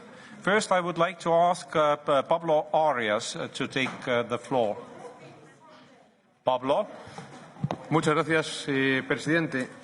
Señora Haugen, muchísimas gracias por estar con nosotros. Mire, le hemos aplaudido todos después de su intervención y yo lo he hecho por su valentía al plantar cara a un gigante de Internet como Facebook. Es usted, diríamos los españoles, como Don Quijote de la Mancha, salvo que Don Quijote pensaba que eran gigantes amenazantes cuando eran molinos de viento y nosotros pensábamos que eran molinos de viento cuando realmente son gigantes que pueden estar amenazando nuestro estilo de vida. Estos gigantes nos han venido a ofrecer servicios supuestamente gratuitos. Hoy sabemos que se nutren de nuestros datos, basándose en un modelo de negocio opaco y a veces peligroso, que les da, sin duda, pingües beneficios. En la Unión Europea estamos trabajando, como saben, en una iniciativa de reglamento que pretende abordar estos retos. Y me pregunto si cree usted que vamos en la buena dirección. En mi grupo parlamentario, el Grupo del Partido Popular Europeo, buscamos soluciones sobre la proliferación, por ejemplo, del contenido ilegal e ilícito en Internet. Es algo que afecta a todos, ya lo hemos escuchado en esta sala también, pero muy especialmente a los niños, como usted misma ha denunciado. Yo soy padre de 5. Hoy en día cualquiera puede acceder a las redes sociales con un perfil falso y cometer todo tipo de ilegalidades. También lo pueden hacer los menores. Nadie comprueba su identidad.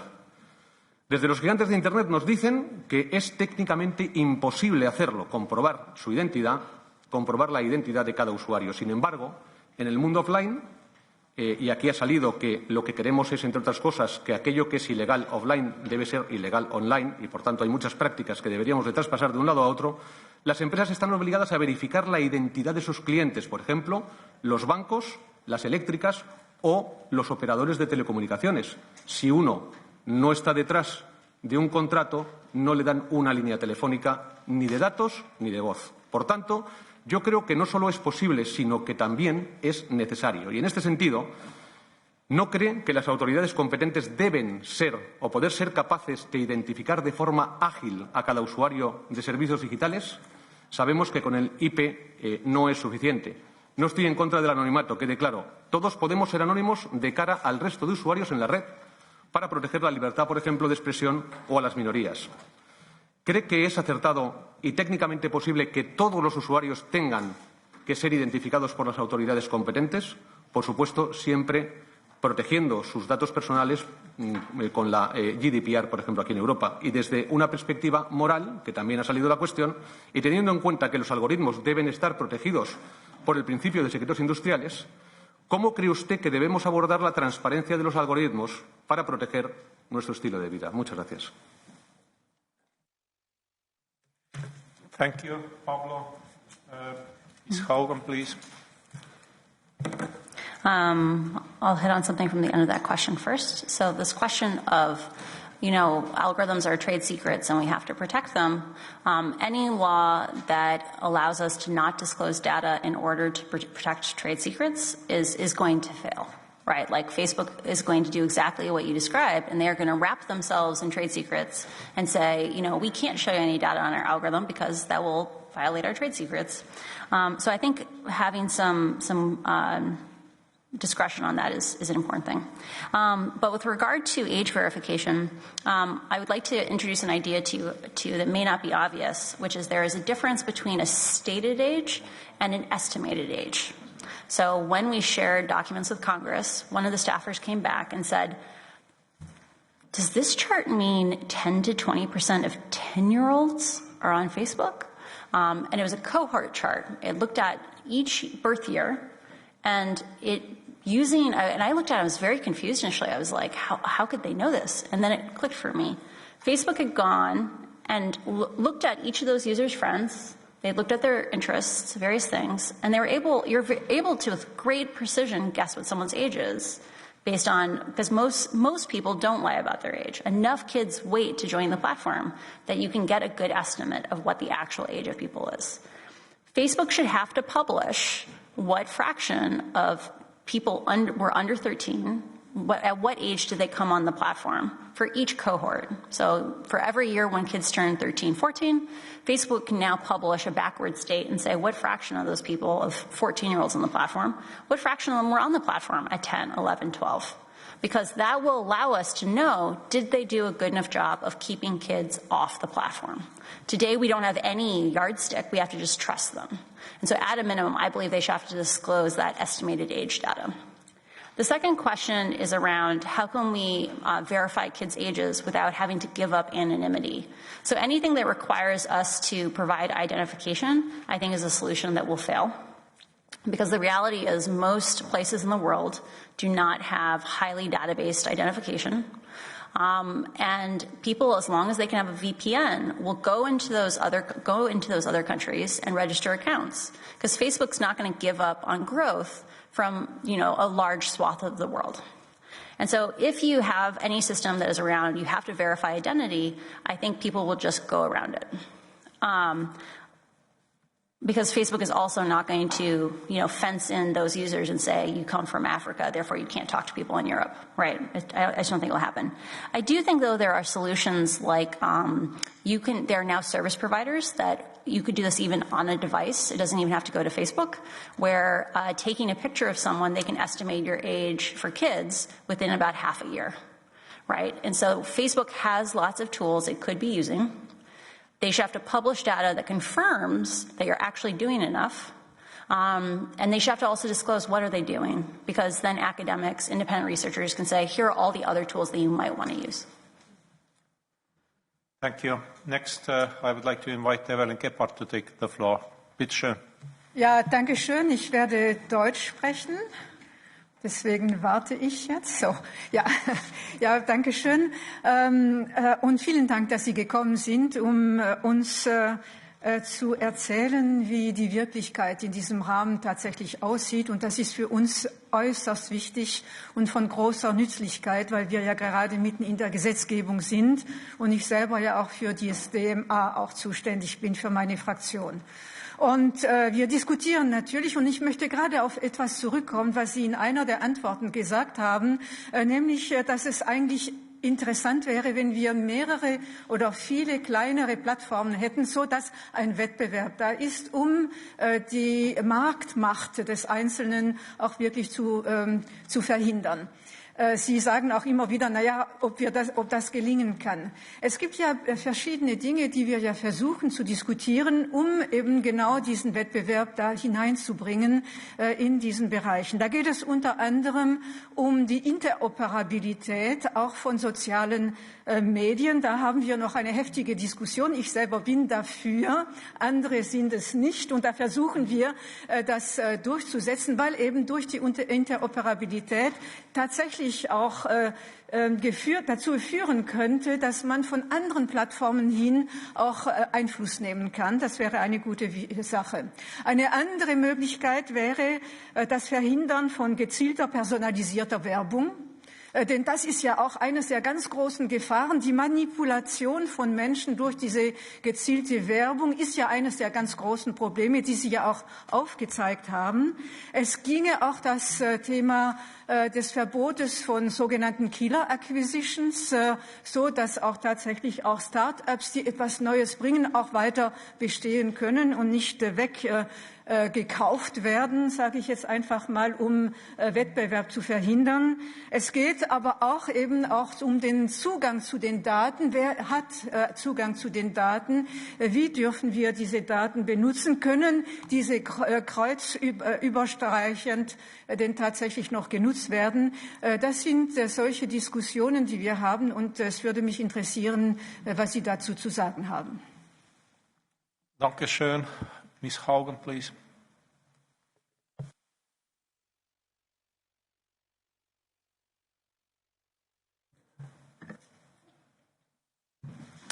To be really clear, what I said earlier was that I did not expect smaller platforms to emerge because there are locked-in network effects, and that is why the few countries that did have their own systems.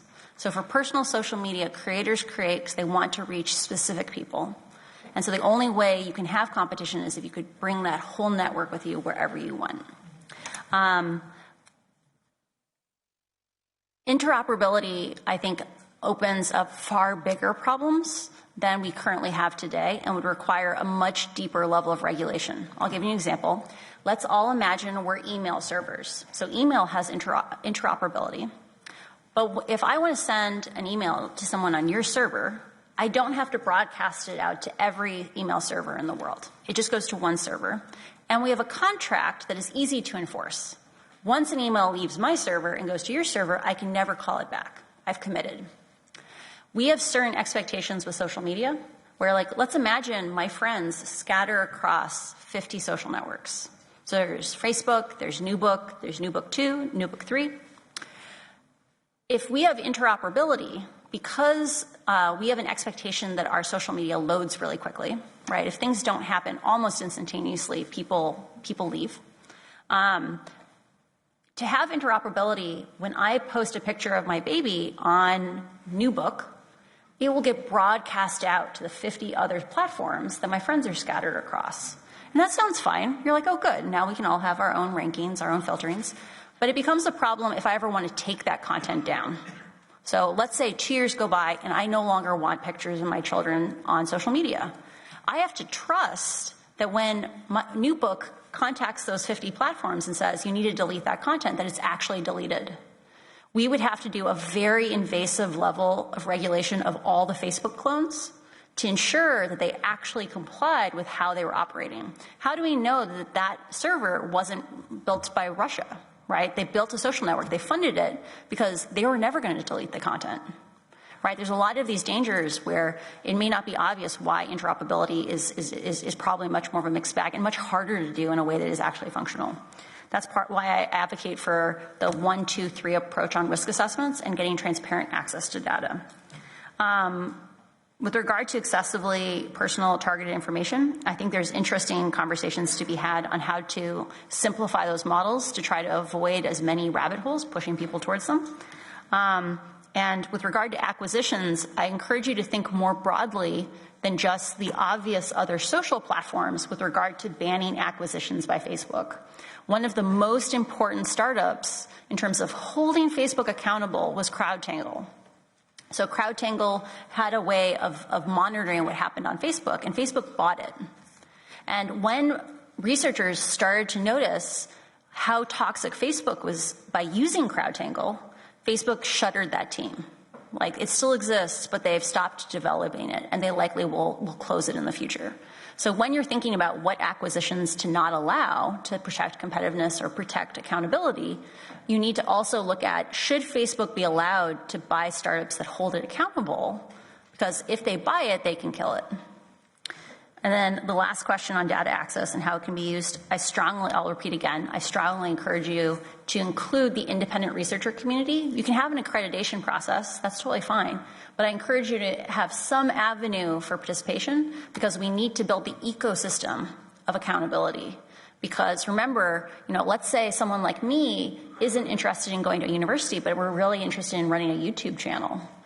That could actually inform consumers and give them choices by translating this complex information into something they could consume. So I encourage you to be inclusive in who gets data. Thank you. Next, I would like to ask Liesje Schrenemacher to take the floor. Liesje? Thank you very much, Chair, and thank you, Mrs. Haugen, for coming here and sharing your views with us. Your revelations have confirmed my belief that we've let online platforms make up their own rules and regulations for too long. And with your call for more transparency and democratic oversights, you are really preaching to the choir in this House. And I would also like to address the youngest users of social media platforms, because we know that 1 in 3 internet users is below the age of 18. We also know that the internet was never designed with children in mind. And while platforms have opened up many opportunities for children to learn, to communicate, to develop, their design more often than not still goes after the data of these youngest users. So children are now leaving digital footprints behind many times the size of their own shoe size. And besides this, you have also warned for harmful content that is served up to these minors. I have listened to your answer on the age verification very clearly, and thank you for this. I was very interested in this. But I'm also very interested to hear how you think that we should really secure the safety and rights of our children online, and whether you have concrete proposals to improve platforms' services for children, and notably in the data processing. And because you have had the chance to look at the research that Facebook has done, do you think that we can really cater to children and what they really understand that they are giving up in trading for free games, for example? Do they know what they are doing, and can we somehow make this clear to children? So thank you. Thank you, Liesje. Ms. Haugen, please. I think it's very important for us to acknowledge the network of influences that a child faces when they use things like Instagram. So because it is the default platform for people under 18, people feel a fear, like Facebook's own research says. You know, kids say, I know it makes me unhappy.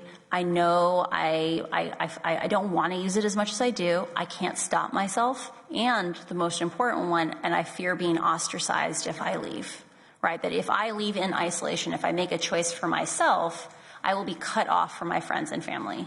People are willing to do some pretty self-harming things if it means they can keep their friends, right? And we see this with teenagers every day. Peer pressure is a real thing. I think it's important when we think about how to secure the rights of young people that we keep that in mind, that we really need systems level solutions, not, blaming parents because kids use social media. I think one of the most important ways that we can help protect the rights of young users is by giving parents better resources.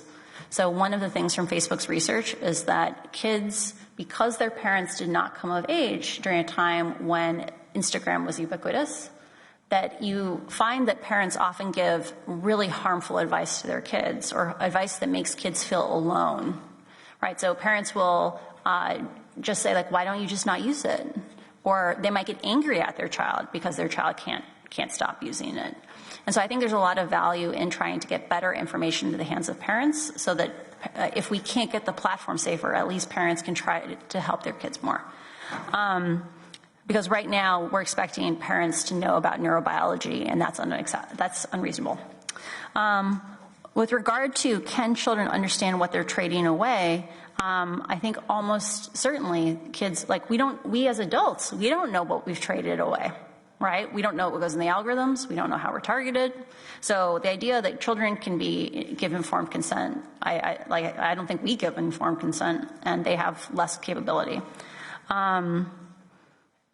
I think there's a real need, in terms of research, to be funded. One of the things that I'm most intrigued by is there's a misinformation researcher out of Singapore, and she's an anthropologist. And she had some of the most interesting observations on how misinformation was being conducted that we would have never been able to discover on our own. And the way she found it was by just interviewing kids. I think funding more research where we ask kids about their lived experience of social media is really important, because right now Facebook is going to be discouraged from doing research like that because of my disclosure, right? Though I don't take responsibility for it, because their cowardice is not my fault. And so, investing more in listening to children, I think, is really valuable if we want to protect their rights. Thank you. Next, I would like to ask Deirdre Clune to take the floor. Thank you very much, and thank you, Ms. Haugen, for being with us today. And I hope this is the start of more. We'll have other opportunities as well. So thank you. And one of the points I wanted to raise actually was minors, and I think the comments you've made really will highlight the fears that so many parents have of how their children can be, and their young people can be manipulated online. And I wanted to ask you, if you were Mr. Miss Facebook making decisions, what would you do? How could you change it? And just give us an insight into how Facebook approach, or they think about their approach to minors. that'd be most interesting. And actually, your comments about the DSA, I think are very encouraging for us. I know I'm just looking at the words we have describing it as transparency, oversight, accountability, risk assessment is there, access for researchers, even though I take your point that maybe there's so many more out there, so much more expertise out there that we could be availing of to data. I think that's all. So that's very, very encouraging. I fear that, they'll always be one step ahead of us. And so how can we future-proof our legislation? And bearing in mind, it's not just about Facebook, it's about other platforms as well. I think that would be important for us because I think we have a lot of key parameters are there. It's just really, if we can, I know we never will. We'll always be behind, but really to future-proof it, I think would be very important for us. And just another point, if I could ask you, Facebook changed its algorithms in 2018 to emphasise meaningful social interactions and to give more weight to resharing and to friends. Did that work, or what happened to that? Or did it work? I don't think it probably didn't, but just why was that decision taken in 2018 and did it work? So, thank you. Thank you. Ms. Haugen, please. With regard to how can we future-proof the DSA, I believe there's a lot of power in having a 1, 2, 3 approach. So that means they can disclose risks, the community identifies risks, because listening to different groups is going to give us more things that we need to flag. And Facebook should propose solutions, but we should hold them accountable that those are rigorous solutions, and they should have to disclose data that would allow us to track progress on those solutions. If you don't have all 3 parts, I don't think it'll be effective. But if you do have all 3 parts, developing that cycle where data is continuously disclosed, that's something we need to I think I encourage you to modify in the DSA. If they pull data for you once, it's easy for them to pull it every week because they have already written the queries to pull that information. So if they tell you, it's too onerous to do it twice a year, guess what? Giving you a stream where they just rerun the same queries every week, it's very little additional work for them. So I encourage you to be questionable on that. That process of having, building an ecosystem of contributors, having data that regularly comes out so we can monitor when step changes happen, because I saw over and over again at Facebook that they would have regressions, that a feature would launch that no one could have anticipated was going to greatly amplify misinformation. But I guarantee you if 10,000 people were watching those streams, they would notice that something had changed. And so it is important to build the ecosystem. So the next question is around MSI. So MSI was done specifically for business interests. So they claimed they wanted to increase meaningful social interactions, but those interactions could have been hate speech, it could have been bullying. Today, they only fixed that part for English in November 2020. Right? If you did bullying or hate speech in the comments, they still counted as a meaningful social interaction. And for the vast majority of languages in the world today, and I guarantee you a majority of European languages, you can do hate speech in the comments today and it's still considered a meaningful social interaction. The reason why Facebook did that change was they had tried many, many things to get people to produce more content because people were starting to produce less and less because it was so toxic.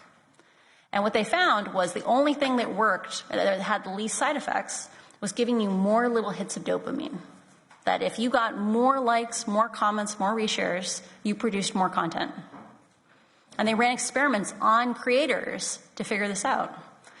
When they went and did surveys after the fact, so 6 months down the line, they found that people said their feeds were less meaningful after they implemented meaningful social interactions. Because like we have talked about repeatedly during today's session, when you prioritize for content that can provoke a reaction, you end up biasing towards extreme, polarizing, divisive content.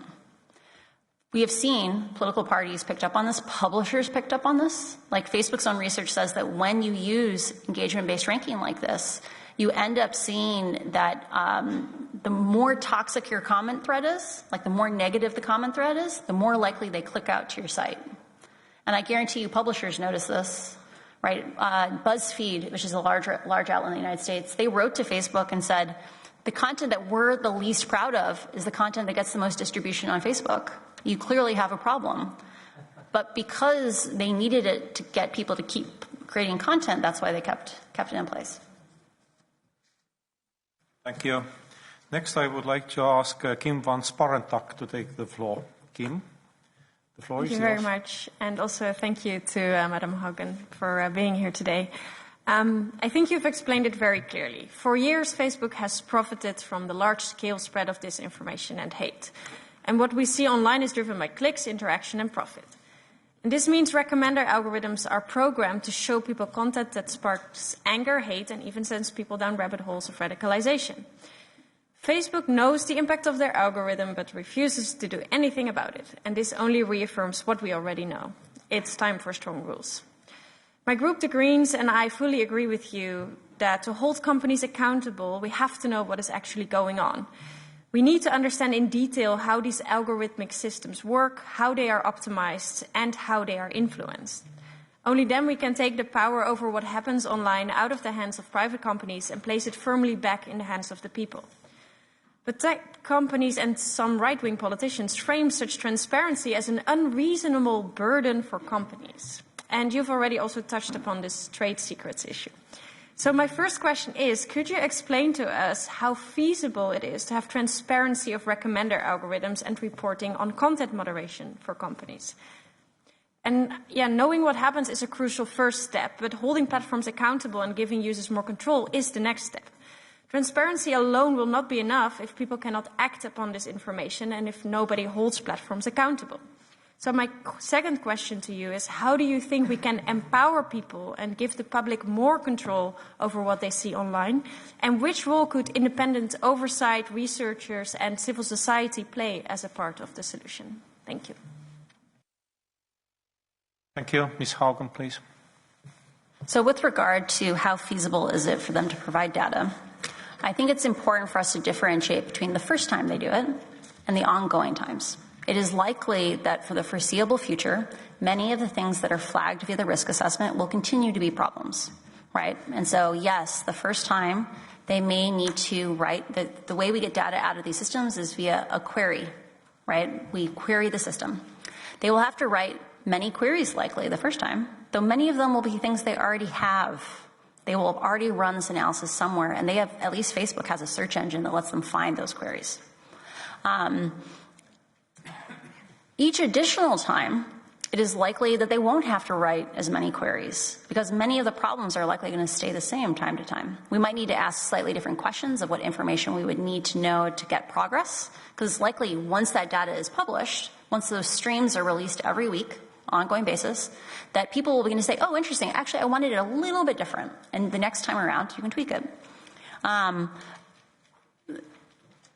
We're not asking for something unreasonable. This is something that Facebook can totally provide.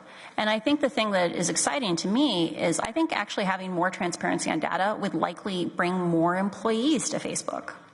When I worked at Yelp, I was really struck by how did Yelp staff itself? So Yelp is one of the only companies that releases a real user data set. It shows you reviews from, I think it's like 15 college towns in the United States. And it's used across the United States, across the world, as a data set to teach people machine learning, to teach them how to analyze language computationally. And a huge fraction of Yelp's employees said the reason I decided to work at Yelp, why I did an internship at Yelp, was because I took a class where I used Yelp's data, and I was so intrigued by what I found that I chose to work here. I think that one of the top challenges for Facebook is that people don't want to work there right now. They are in a feedback cycle where because they've cut corners, they have scandals, which makes it harder to hire, which makes them cut more corners, which causes more scandals. This is just getting worse. And unfortunately, my disclosure will likely make it worse too. I think there's a real thing that if, more young people were exposed to these data streams in college classes, and I guarantee you college classes will be taught about these data streams, especially if they come out weekly, monthly, whatever is the appropriate frequency to still protect privacy. And I think it might light a generation on wanting to work at Facebook. I think there's a real opportunity there. With regard to improving control, control is really hard in isolation. So if we just let people opt into having a different ranking, there's major limitations with that because, for example, I often endorse what I call chronological plus, so ordering by time, but having intelligible modifications, like if you post a lot, if you spam, demoting people. That's the thing that we can actually understand by looking at it as humans. If you just do that change, but you don't change any of the other things about the product, it won't work. right? Because Facebook has pushed people into million-person groups, and they will get spammed by the group, right? It's about changing features in concert. And I think when you have a risk assessment that's like a 1, 2, 3 style, Facebook will have to think more holistically about how to solve these problems. I also think it's dangerous to expect individuals to understand these issues enough when they're so complicated that they would adequately be able to protect themselves. If you just have a thing where if people choose between 2 different rankings, and one's a lot more fun, like people will opt for the hyper-optimized one that has Facebook has all the data and all the control on. And so I don't think users will get the product that they deserve if we just expect, the market to solve for it. Thank you. Next, I would like to ask Marco Campomenosi to take the floor. But I have bad news. So it seems that we will not have time for Catch the Eye session. If those questions will be shorter and answers will be also shorter, then maybe, but now it seems that no Catch the Eye. So, Marco, please. Hi, Mia. Thank you very much. Thank you to be here. I think that the most important question is also who is entitled to define what is a fake news or when we are in front of a violation. And I'm convinced that a public authority has to take this role. But it's important also that you know which is the situation in Europe, because for fiscal reasons, the major platforms are all based in Ireland, and the Irish authorities cannot give an answer to all the procedures started. 99% of the appeals are not prosecuted. And the EU member states' national authorities have to find backdoors in order to solve this question. The Italian authority on data protection had to intervene on TikTok regarding an important issue, which was the way of the consent given by children with less than 14 years old. And they had to find the so-called urgency procedure given by Article 66 of GDPR regulation. A German authority did the same on another topic, and also the Belgian authority has been authorized in order to solve the question, because if not, it was not possible to do elsewhere. Of course, I told you, I think public authorities had to intervene. But of course, we have also to intervene on the platforms. We have on one side the risk in having an intervention which is too strict. The risk to have on one side overblocking, the creation of filter bubbles, or the complete cut of the political debate. Facebook does not want anymore to have a political debate. It's not business for them. On the other side, stricter rules could be and become a barrier for the possibility for startups to enter in this special market. And this is also, as legislators, something on which we should intervene. And I hope that this will be done. I don't know if you have an opinion on these topics. Thank you very much. Thank you. Ms. Haugen, please. Okay. I'm a strong proponent for having tiered regulations because you're right, like startups have less resources to execute in systems like this. But in a world where Facebook will be the only form of personal media, like large-scale personal media, social media, for the foreseeable future, I think having exemptions or like having higher standards for Facebook, or like in the case of Google for advertising, I think that's appropriate. So having tiers for regulations, I think, is really valuable for that reason. With regard to the challenges of having enforcement be giving Ireland the burden of having to enforce all these rules, because you're right, most of the tech companies are out of Ireland. I think there's a real need for there to be some kind of centralized authority in Europe. Because like I said before, like if there's only maybe 200 or 300 people in the industry who have enough experience and insight around how these systems work and what the consequences of them are, if we expect to spread them across 27 agencies, I think it's going to be very ineffective. Like you're not going to get the critical mass in any one place. I think there is also that conflict of interest factor that Ireland benefits a lot from having those tech companies there.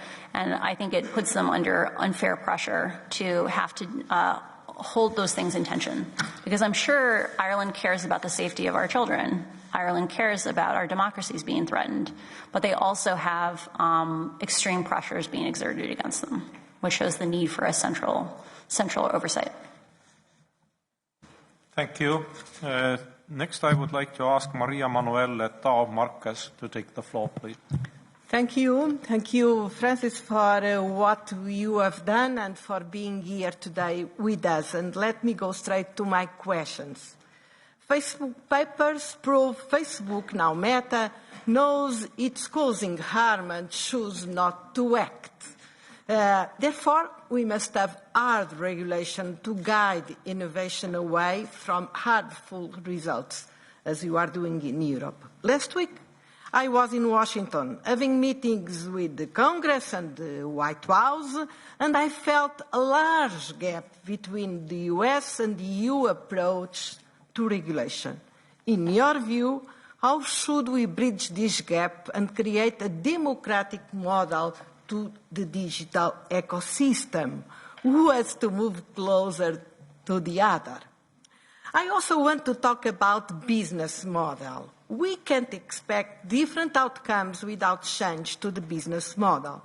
As Zuckerberg said, Senator, we sell ads. So it's not surprising that I'm referring to ads and micro-targeting and behavioral advertising in particular. Social media sells as an utopia. Given enough data, it will perfectly predict the behavior of users and match it with the products being sold to them, to the benefit of users and business alike. However, what we have is a dystopia. Not only there is little evidence of benefits for businesses, but we ended up with an industry of surveillance and mass data collection that give rise to vulnerabilities for individuals, groups, and even political systems. You say you would like to give people choices. I agree, but it's more subtle than that.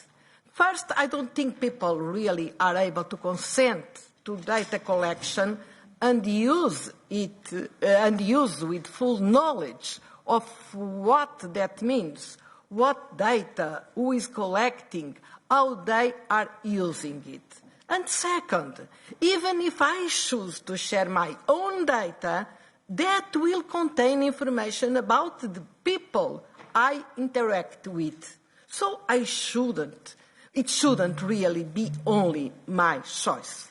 Some of us here in the Parliament think we need to put a stop to micro-targeting and behavioral advertising and the data collection that it implies. I would like very much to hear from you about this proposal. Thank you very much. Thank you. Ms. Haugen, please. I think there's a large opportunity to bring the United States and the European Union closer together in that, what I've said repeatedly is that I don't support having a regulator that comes in and says, we know how to do social media better than Facebook, but I do believe that consumers have the right to know what they're actually using.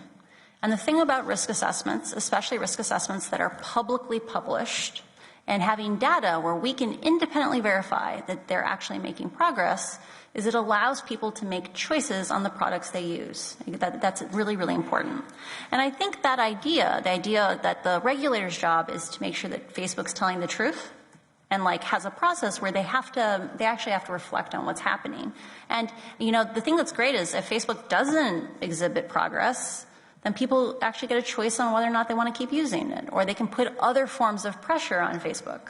Facebook has hidden this data because they know it's bad, right? They know that if more people knew what was actually happening on the platform, they would put more pressure to change Facebook.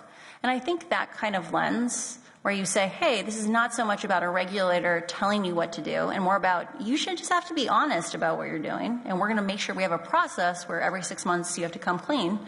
I think that's a thing that a lot of people in the United States could sign on for. right? Because, there's more of a bias in the United States of like, at least, you can't have a free market if people don't know what they're buying. We have, for example, nutritional policies where people have to publish the ingredients on their food. It's the same thing. We're just asking for the information ingredients in this case. With regard to choices, in the case of tracking on Apple products, so Apple recently forced forced apps to disclose, like, do they do tracking and make people opt into it. It's something like 80% of people choose not to opt in. So the question is around making sure we don't have dark patterns that force people into systems. And I do agree with you on this question of, like, often my actions might bleed information about my friends. But I think if we required platforms like Facebook to disclose what goes into their ad targeting, then we would know whether or not they're using factors that would cause that kind of bleed over. With regard to micro-targeting, I think there are specific things in ads that really need to be regulated. So, for example, given the current system subsidizes hate, it's 5 to 10 times cheaper to run a political ad that's hateful than a non-hateful ad. I think you need to have flat rates for ads. I think that's definitely a thing. But I also think there should be regulation on targeting ads to specific people. So I don't know if you're aware of this, but right now you can target specific ads to an audience of 100 people. And I'm pretty sure this is being misused because I did analysis on who is hyper-exposed to political ads. And unsurprisingly, the people who are most exposed are in Washington, D.C., and they are radically overexposed. We're talking thousands of political ads a month. And so I do think having mechanisms to target specific people without their knowledge, I think is unacceptable. Thank you. Next speaker is Nicholas Peksa. Nicholas. Thank you. Dear Ms. Haugen, first let me thank you for your coming here today and for your bravery in standing up against the practices that encourage hate and division in our society. However, we are not here only to listen and try to understand what went wrong in one of the most influential social media companies in the world. We are also here to find a way forward.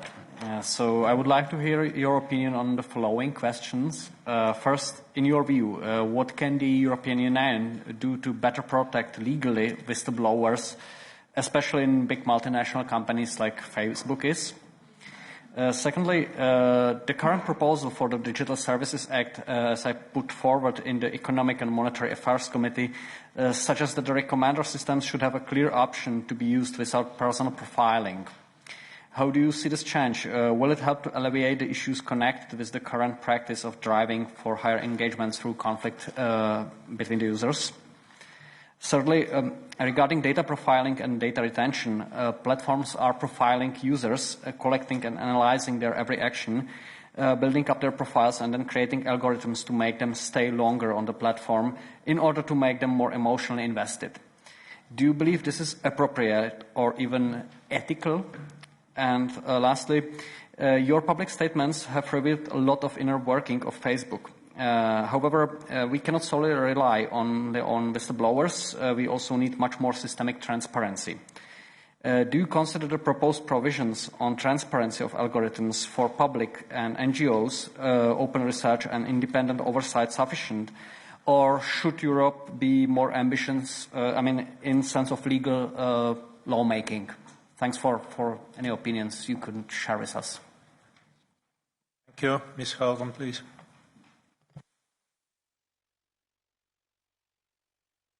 With regard to whistleblower protections, I believe that there is a need for stronger whistleblower protections across the EU because not all member states have whistleblower protections. And I want to, and even in the United States, for example, in the United States, I was protected under the Securities and Exchange Commission because I worked for a public company. Had I worked for TikTok and had the same information, I would have had no legitimate way to bring forward that information, or wouldn't have the same protections. There's a need for protecting both public and private employees. There's also a need for having more on-ramps to disclosure. If I had driven a bus in the United States or worked at a hospital, there would have been a phone number that was legally mandated to be in my break room that said, did you see something that endangered public safety? Call this number, Someone will take you seriously, and you'll be safe. Nothing like that exists in Europe, and nothing exists like that in the United States. I had concerns about national security because I was working on counterespionage. I think Facebook has radically underinvested in major national security issues, and I'm happy to talk to any of you about this later. And I had no idea on who I could talk to. And I think I think the human cost of that is something that's hard to understand, where when you have to hold a secret that you know is jeopardizing people's lives, and you have no way to reconcile that destroys people. And I watched that happen to my coworkers. With regard to profiling and data retention, I think you shouldn't be allowed to take third-party data sources. Something Facebook does, they work with credit card companies, other forms, and it makes their ads radically more profitable. I think you should have to consent to every time you hook up more data sources, because I think people would feel really uncomfortable if they knew Facebook had some of the data that they do. And there's people who aren't even on Facebook who I don't know if this is a current thing, but I've watched documentaries and read articles where they say they have shadow profiles for people who aren't yet on the platform, where because they have these sources like credit card data and things like that, they can form profiles on people. And lastly, on this question of can you be more ambitious with data? I think having a process that is dynamic, where we change our data asks over time and we match them to problems. People often get fixated on the idea that we need raw data. We need access to all the raw data. And as someone who has done a lot of data analysis of social media networks, raw data, I think, opens a can of worms around privacy, and is very hard to work with. Like, the scale of Facebook's data is just amazing. Having a system where we assess problems both by Facebook and by the community, that's the 1 and the 2, and we have to publish aggregate data that would show progress. I think a lot of learnings and our ability to understand how these systems work would happen as a side effect of the data we ask for, because there's often many, many questions you can answer with a set of data, not just the original one that you asked. Thank you. Next, I would like to ask Rob Ross to take the floor, please. Thank you, Chair, and a special thank you to you, Ms. Haugen, for being here with us today. Thank you for your presentation and your courage to bring out the information you have revealed.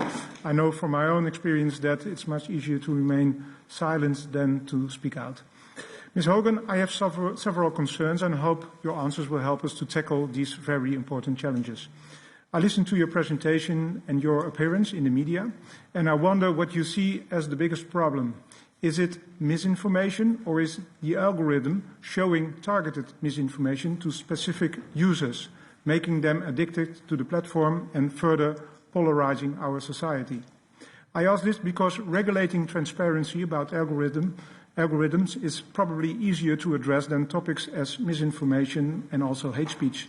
I understand that these forms of information can be a real problem, but the definitions are, at the end of the day, somewhat arbitrary. And I also fear a world where users can only take notice of the official truth. Should we include in the DSA that platforms give users an option to completely opt out of any content suggested by algorithms, so by giving users the possibility to choose for a real timeline without any suggestion by algorithms of the platform or the platform? In addition, I have an open question. It has to do with the mental side effect of Instagram. This is a major problem, with even resulting in suicide by young girls. Do you have suggestions on what we should do to tackle that problem? Thank you very much. Thank you. Ms. Haugen, please. I have repeated frequently that I don't believe the problem with Facebook is bad people or bad content. It is about a system that consistently has a bias towards amplifying, giving the largest reach to the most extreme and divisive content. That's the real problem here. Facebook has known this since at least 2018, when they rolled out meaningful social interactions. They know that it has influenced publishers, it's influenced political parties, and they know that it is a recurrent problem on their platforms. So I think it's about the system and the systematic choices. I think this idea of allowing people to opt out of algorithms, I think people should have more control. For example, there was an independent person who wrote an extension that allowed you to unfollow things Something that most people are not aware of is Facebook right now, if you are invited to a group, and in the case of invites to groups, because their rate limits are so high, the top person that invited people to QAnon groups invited 300,000 people to QAnon groups. They did not consent to being invited, but Facebook then inserted content from those groups into their feed. So imagine someone comes along and says, we're going to help you unfollow things that you're following, and it's going to be one click. Facebook threatened to sue that person, right? Because they know they need to keep you in those systems if you're going to consume enough content. They don't want you choosing what you look at. They want to feed you that content. I don't, though, support allowing people just to opt out of using algorithms, because you can't disentangle product choices and algorithms. So, for example, if people don't opt out of all those groups they're in, or unfollow, a variety of things, you'll now get spammed by those mega groups, right? So if you are a member of a 1 million person group, you'll get a fire hose of all the content from that group every day. And so just opting out of the algorithm won't solve the problems that we're discussing right now. Lastly, on the mental effects for teenagers, or mental health effects overall, because something that I don't think has been talked about enough is the role of Facebook on things like depression. Right? One of the top risk factors for being overexposed to misinformation is being recently widowed or recently divorced or moving to a new city. So Facebook is showing the most misinformation to people who are already socially isolated. And I think that's problematic. They know that being depressed makes you it correlates with you consuming more content on Facebook. But in the case of teenagers, I think a lot of the problems around things like eating disorders are just they're just more echoes of the same pattern. That when you follow moderate interests, engagement-based ranking pulls you towards extreme interests. And they've seen this over and over again. They can create a new account, they can follow center-left or center-right content, and you'll get pushed to the far left and the far right. And that's another thing that will tear our democracy apart. And so it really is about systemic problems and how do we address these systemic risks. Thank you. Next speaker is Timo Wolken. Timo, the floor is yours, please. Thank you very much, Chair. First of all, I would like to thank you for your courage, for standing up for what you believe in, and for sharing your knowledge with us here in the European Parliament and answering so many questions. So I'm convinced that your insights can indeed change the course of the negotiations on the Digital Services Act and help making it a true digital constitution for our European citizens. So you made clear how important it is that we tackle social media algorithms. There can be no place in Europe for algorithms that promote disinformation and hate over sober political debate and high-quality information for profit reasons. I really believe that. So we need to break the harmful monopoly of big platforms like Facebook over our attention. So in my view, this monopoly rests on two aspects, content recommendation and personalized advertising. So the recommender algorithms are used to keep us on the platform for as long as possible at any cost, so that the advertising algorithms can feed us the highly personalized ads to finance the whole operation. So my question would be, in how far are those two sets of algorithms connected? The ones used for recommendation of content and the ones used for advertising. Should we approach them together, or do you think we could solve most issues by focusing on one or the other? The papers, another question on disinformation. So the papers you shared included a striking figure. So, and you mentioned it today, in 2020, Facebook allocated 87% of its budget for developing its misinformation detection algorithms to the US and only 13% to the rest of the world. This suggests that Facebook prefers to focus on the English-speaking world. What can we in Europe do to force Facebook and others to pay more attention to what is happening here? So do you think we need dedicated legislation to deal with that? I have, of course, a lot of more questions, but I'll keep it for this for now. And thanks again for being here with us and for helping us to make the digital Europe safe. Thank you, Timo. Ms. Haugen, please.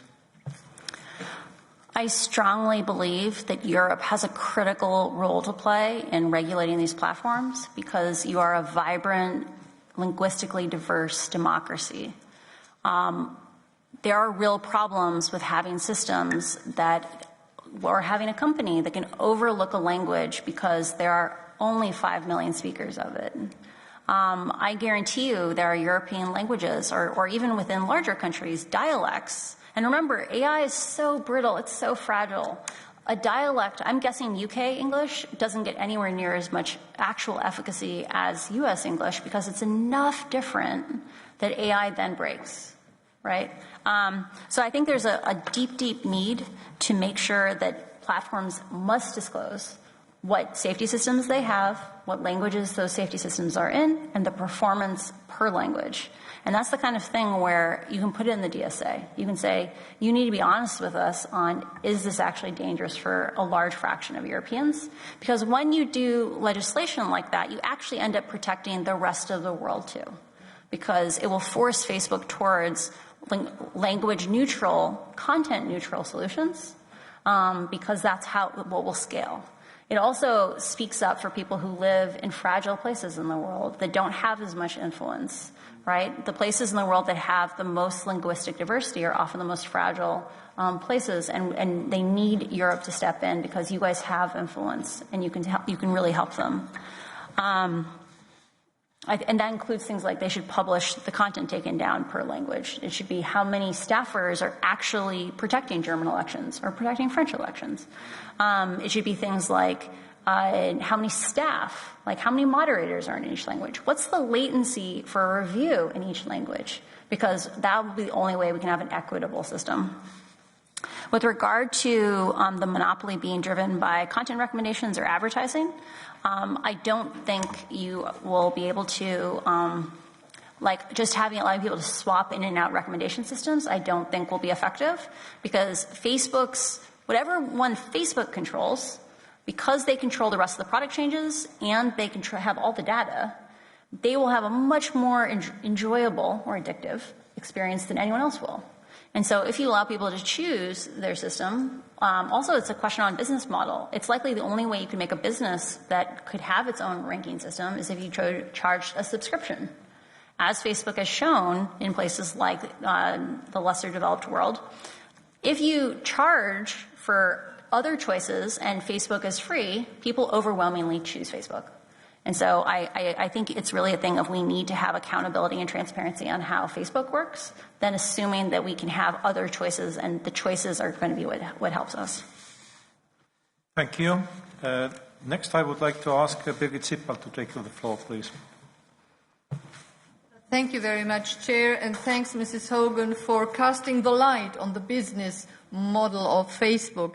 And you clearly advocate for accountability, full transparency and public scrutiny, as we do in the LIBE Committee and in Parliament, and therefore allow me some questions. First of all, you already raised some concerns and criticisms regarding the use of automated tools for content management and content filters, as they cannot reliably identify illegal content, resulting in suppression of legal content. Do you believe in this context that the addition of human review could be a solution? Second, one of the most important safeguards to all our digital communication, of course, is encryption. And on the one hand, the European Commission announced that it generally does not want to weaken encryption, but again and again we have debates about backdoors. Now, we heard about Facebook's wider plans regarding end-to-end encryption. Does it mean that Facebook users can be sure that their privacy is actually protected? And do you believe that the millions of users' communication is safe and confidential now? Thirdly, on the DSA, a lot of debates are around the regulation of advertising. And I think the current practices of personalized targeting should be replaced by contextual advertising. And regarding the targeting for commercial advertising, one idea is this should only be possible where users have freely opted in with a limited time to ensure that the once given consent cannot be exploited. What are your views, what Facebook's reactions will be if this were legally required. And finally, again and again, we have debates about data retention, meaning providers have to collect and store data for years and years. Having in mind Facebook's dominance on the market and regarding all the debates we heard not only today, do you think this is the right approach to give more powers to Facebook and other providers? Thank you. Thank you, but I would like also to ask Maite Pagazaur-Tunduach to take the floor, and then we will take also the last question, and then I would like to ask Ms. Haugen to respond. Thank you. Muchísimas gracias, muy amable. Voy a hablar en español. Aquí, señora Haugen, que le damos las gracias, estamos diputados de 5 comisiones. En mi caso, yo soy de la Comisión Especial de Desinformación.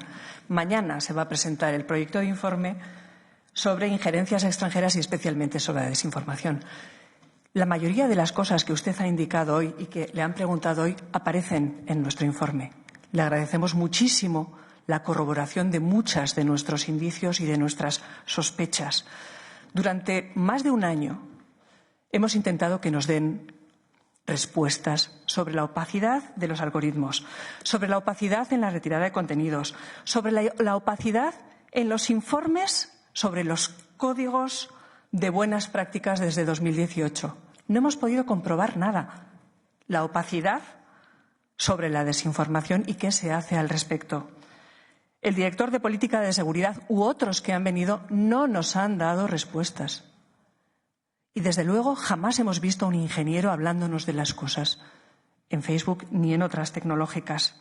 Usted ha indicado en un momento, ha hablado de la adicción del tabaco, por ejemplo, pero es que es muchísimo peor, porque nosotros, cada una de las personas que fuma, que no somos todos, en la cajetilla tiene los riesgos. Y hay un montón de impuestos, además, que los estados ponen a las cajetillas porque son elementos tóxicos. Yo, a la hora de venir aquí a esta sesión, he mirado que llevaba más de 6 horas y 56 minutos en distintas aplicaciones. Estamos viviendo en Internet. Y usted ha dicho una cosa, y esta es la pregunta que yo le voy a hacer. Cada cambio en el algoritmo tiene que tener un nombre, porque hay una cultura de la irresponsabilidad. Nosotros, los diputados aquí en este Parlamento, solemos votar nominalmente y dejamos nuestra huella en cada una de las cosas que votamos a favor, en contra o nos abstenemos. Mi pregunta es, ¿podríamos llegar a tener una huella del trabajo, de la realización de los algoritmos? Porque habrá que pensar que en algún momento en el futuro posiblemente tengan que responder a querellas. Y cuando uno sabe que no va a ser impune, a lo mejor los códigos internos asamblearios pueden ser más restrictivos con respecto a lo que es tóxico y no es. Muchísimas gracias. Thank you. And the last speaker is Iván García del Blanco, please. The last but not the least, thank you very much for being here, Mrs. Haugen. I'm going to speak in Spanish from this moment, so so please take the headphones. Intentaré no repetir las cosas que han ido diciendo mis compañeros durante esta larga comparecencia y quiero darles las gracias otra vez por tomarse tanta paciencia para estar aquí y para agradecerle una vez más que haya dado ese paso en defensa de nuestras libertades y la democracia. Usted es de esas personas que tiene la democracia que de vez en cuando hacen un gesto de estas características que sobrepasa lo que normalmente hacemos los demás y de esa forma vamos construyendo también civilización. Antes ha hecho usted una referencia a una pregunta de mi colega sobre el metaverso. A mí sí me preocupa muchísimo porque soy usuario del metaverso. Me preocupa el nivel de abstracción que produce, el nivel de desconexión con la realidad, que no tiene parangón, que no tiene ningún tipo de igualdad con otro tipo de experiencia. Me preocupa la cantidad de datos que en la práctica se están aportando constantemente a esa red, que es absolutamente adictiva. Me preocupa también que no sabemos ni siquiera, no tenemos datos fiables ni siquiera del número de de usuarios. Se estima que en Estados Unidos hay 60 millones, pero no sabemos muchísimo más de eso. Y todo esto teniendo en cuenta que en esta misma Cámara que estamos intentando regular este tipo de realidades, muy probablemente sepamos qué es metaverso y qué es Oculus y seamos usuarios 5, 10 diputados. En fin, me preocupa mucho porque además todo esto está en manos de Mark Zuckerberg, que yo estaría más tranquilo con que estuviera en manos de Goldfinger. Pero en cualquier caso, yo no sé, no se me ocurre cómo demonios podemos establecer medidas que puedan regular y establecer cuotas y regulación dentro de un fenómeno como es el metaverso, que además solo es incipiente en este momento, que se va a desarrollar muchísimo más en el futuro. Y una última cuestión, ya en referencia a algunas de las cuestiones que he dicho. Además de la DSA y de la DMA, aquí estamos regulando también la inteligencia artificial. Tenemos una AI Act encima de la mesa que habla de los algoritmos. Y hay una cuestión referida concretamente a los algoritmos que pueden afectar subliminalmente, sobre todo a menores. Yo no sé si dentro de esta jerarquización que establece como propuesta esta AI Act está de acuerdo con que los algoritmos que moderan esta clase de contenidos deben ser materia también de una regulación específica como material de alto riesgo, como uno de los algoritmos que pueden afectar a estas cuestiones de alto riesgo. Muchísimas gracias. Thank you. It's 19:31 already, and it means I have to thank cordially our interpreters. Thank you very much. And now I would like to ask Ms. Haugen to take the floor. How much time do I have? Do I only get 2 minutes now for those three? Sorry, time is over, okay. but I'll do it as yes. fast as I can. I'll do as fast as I can. Okay. Okay, so with regard to human review, because two of you asked about it, part of why Facebook doesn't do enough human review is human review does not scale. When they talk about having 40,000 moderators, they have 3.1 billion users. Like, it's just not possible to have humans review enough of the content. That's why I advocate for making these systems more human scale, less opportunities for mass distribution to 1 million people, and finding more ways that humans moderate each other versus having AI do it.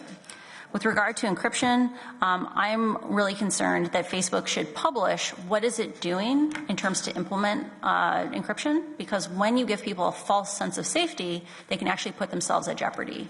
And so forcing Facebook to disclose, like, what are the safety systems, how do they work? Because we saw with a whistleblower prior to my SEC filing, just a week before, that they felt that Facebook had not adequately communicated how safety systems worked on WhatsApp, and that people would be surprised.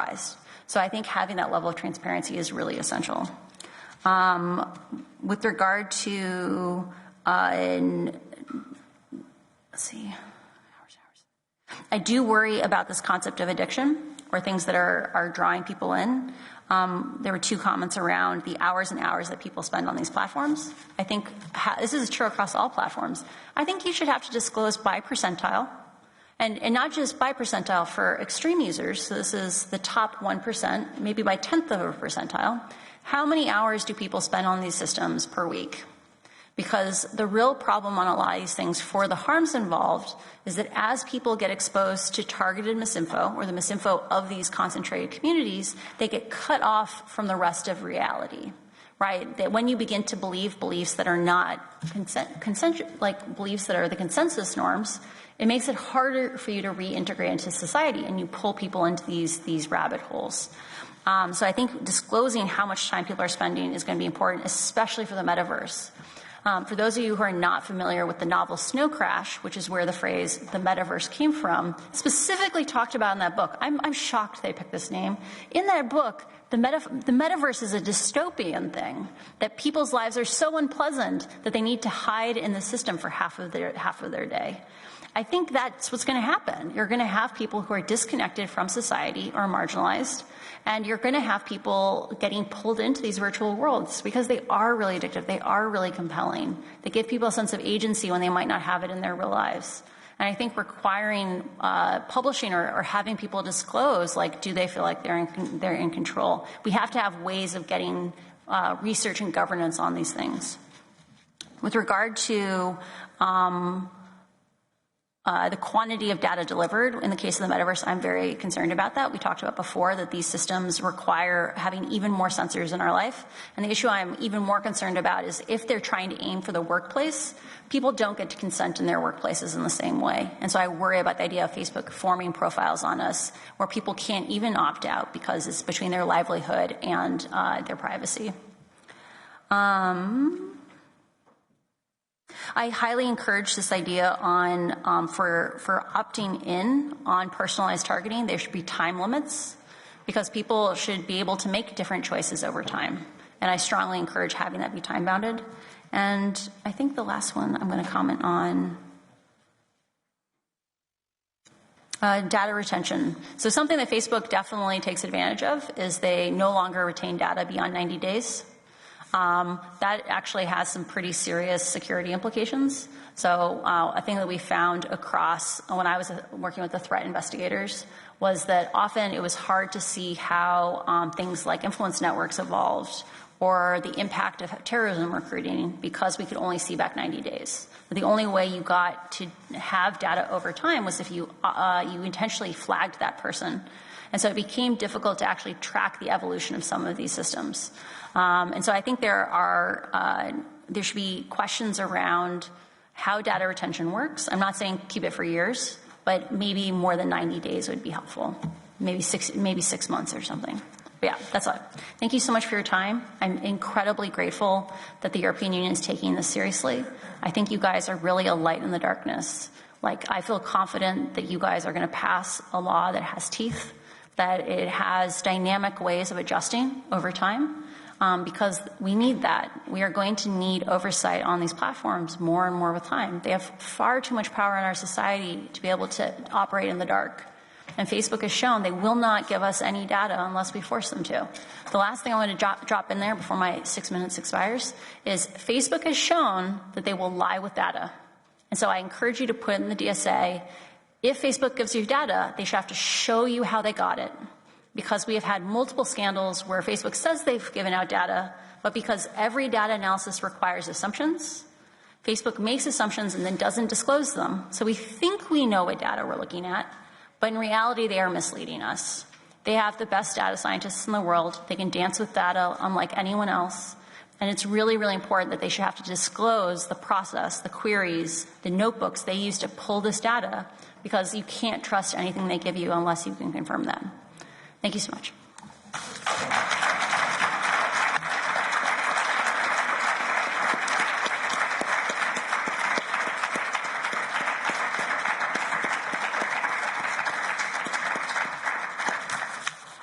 Thank you all for your time. Thank you very much for being with us here this evening. I would like to thank all the speakers. I would like to thank all the members of the Parliament and our guests taking part in this hearing. This fundamental piece of legislation on what our digital economy is based in the European Union is e-commerce directive. All those main principles, country of origin principle, limited liability principle, prohibition of general monitoring are coming from e-commerce directive. But we got to this e-commerce directive already 20 years ago. At that time, we didn't have the social media platforms, we didn't have the sharing economy platforms. And it's absolutely clear we have to update this e-commerce directive, and our Digital Services Act is dealing exactly with those issues. So I'm absolutely sure that all our members of the Parliament, they got a lot of pros and contras, and now they are more confident in their decisions than before this hearing. Once again, thank you very much for being here with us today.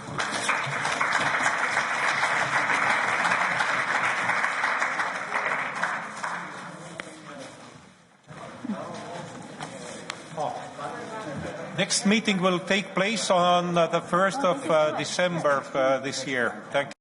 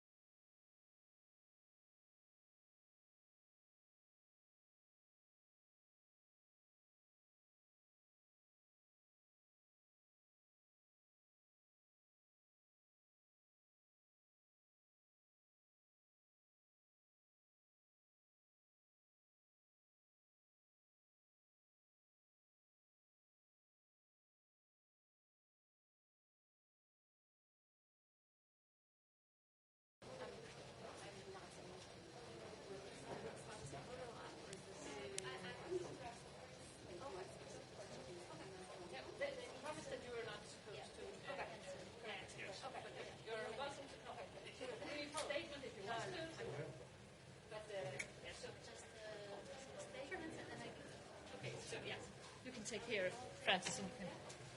Isabel, do you want to introduce?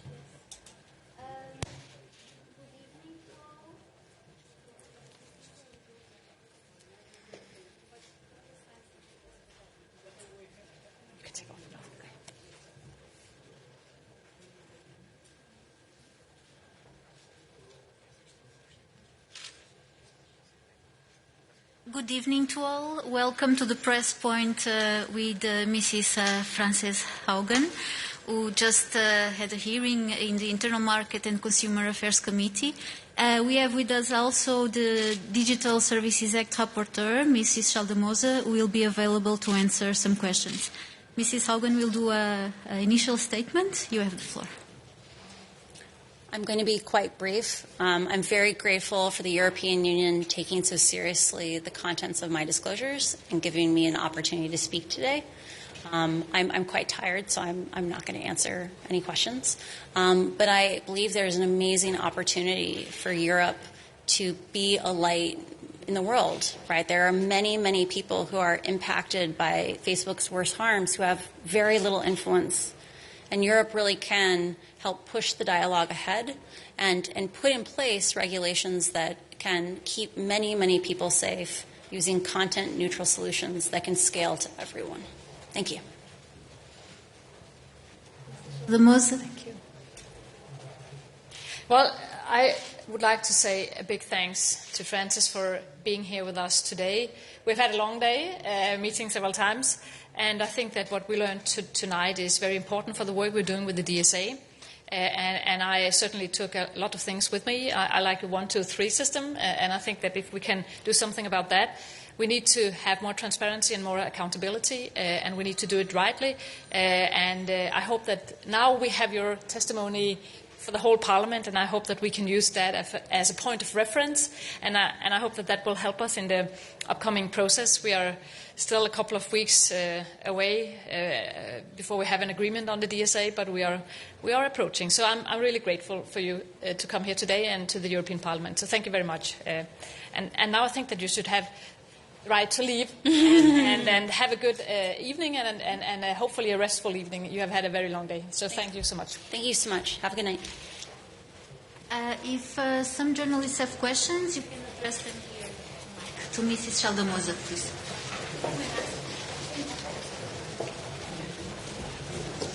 Sorry, with a mask. Thank you. Hi, Jillian Deutsch with Bloomberg. I was just wondering if there was anything in Frances Haugen's testimony that she pointed to that was not currently in the DSA that you think is something that needs to be added. Well, I'm not sure that there's things that are not in it, but rather maybe we should do things in a different way. What I found interesting was her many examples on how it works with Facebook, and I think that we should learn from that. For instance, their ability to know how old the users are, for instance, and what groups and recommendations it means for the way that we're getting a lot of misinformation. So I think I learned a lot, but more on the concrete examples. What I think is going to still be a big one. One of the big questions here is how far we should go on the liability question for the platforms. And on that, she had both positive things to say. It's important. We need to make them accountable. But she also said that, if the law is bad, it doesn't really help. So we need to find the right balance. So we still have to do our job here in the EU and find a way we can tackle it. But in my personal opinion, I believe that we need to go into the liability question. Having this general exemption from liability is something that worked in the past, but it cannot work any longer if we look at it how much Facebook is interfering with our democracy and level playing field for companies and consumer protection, etc. So that's one of my takeaways. But we still negotiate this, and I don't know where we will end. But there's no doubt in my mind that we need to look into that question as well. Good evening. It's Matthew Newman from MLEX. We heard a lot today about the recommender systems and transparency for algorithms. I understand that the DSA, one proposal is about an opt-in system for the recommender algorithms. I'm wondering how important that is for you to make that part of the final agreement. And then also, we've heard a lot about targeted advertising today, and we also know that the IMCO committee is kind of split on this, as well as other political groups. Just wondering how you think you're going to balance that. People want to ban it. People want more transparency on political ads or ads to children. What is your thinking today? Two questions here. One on recommended system and algorithms, and one of targeted ads. And let me start with the last one first. Yes, the Parliament we haven't found our common position on this yet. I think that we don't agree on whether it's a problem or not, the way it works today. So, the analysis is not something we are agreeing on, but I do believe that it is a problem. It's the whole business model of Facebook that is causing problems, and we need to look into it. Facebook want us to stay longer on the platform so they can gather as much information as possible for us, and the whole way they're working around that is, in my opinion, a problem. So I think that we need to look into how we can do it. In my opinion, it would be best if we banned it, but I question whether we have a majority for that in the Parliament. But maybe we could make better models to protect consumers so that, by default, that they are free of being tracked, and then they could scale down the protection if they want to. That could be one way. Opt-ins with better understanding of what they are opting in for. Consumers is also a way to do it, but we still haven't found the way through this. And I suppose we are more or less, two equal groups, one wanting to do something and another one wanting not to do something. So we will have to see it. Maybe we can tackle it in IMCO, and maybe we have to go to the plenary, and maybe we don't do anything by the end of the day. It's still too early to call, but it's one of the biggest discussions. And then, of course, on recommender systems and algorithms, I think that's the core question on DSA. It's here we can do something to regulate and to really change the way the big platforms are working.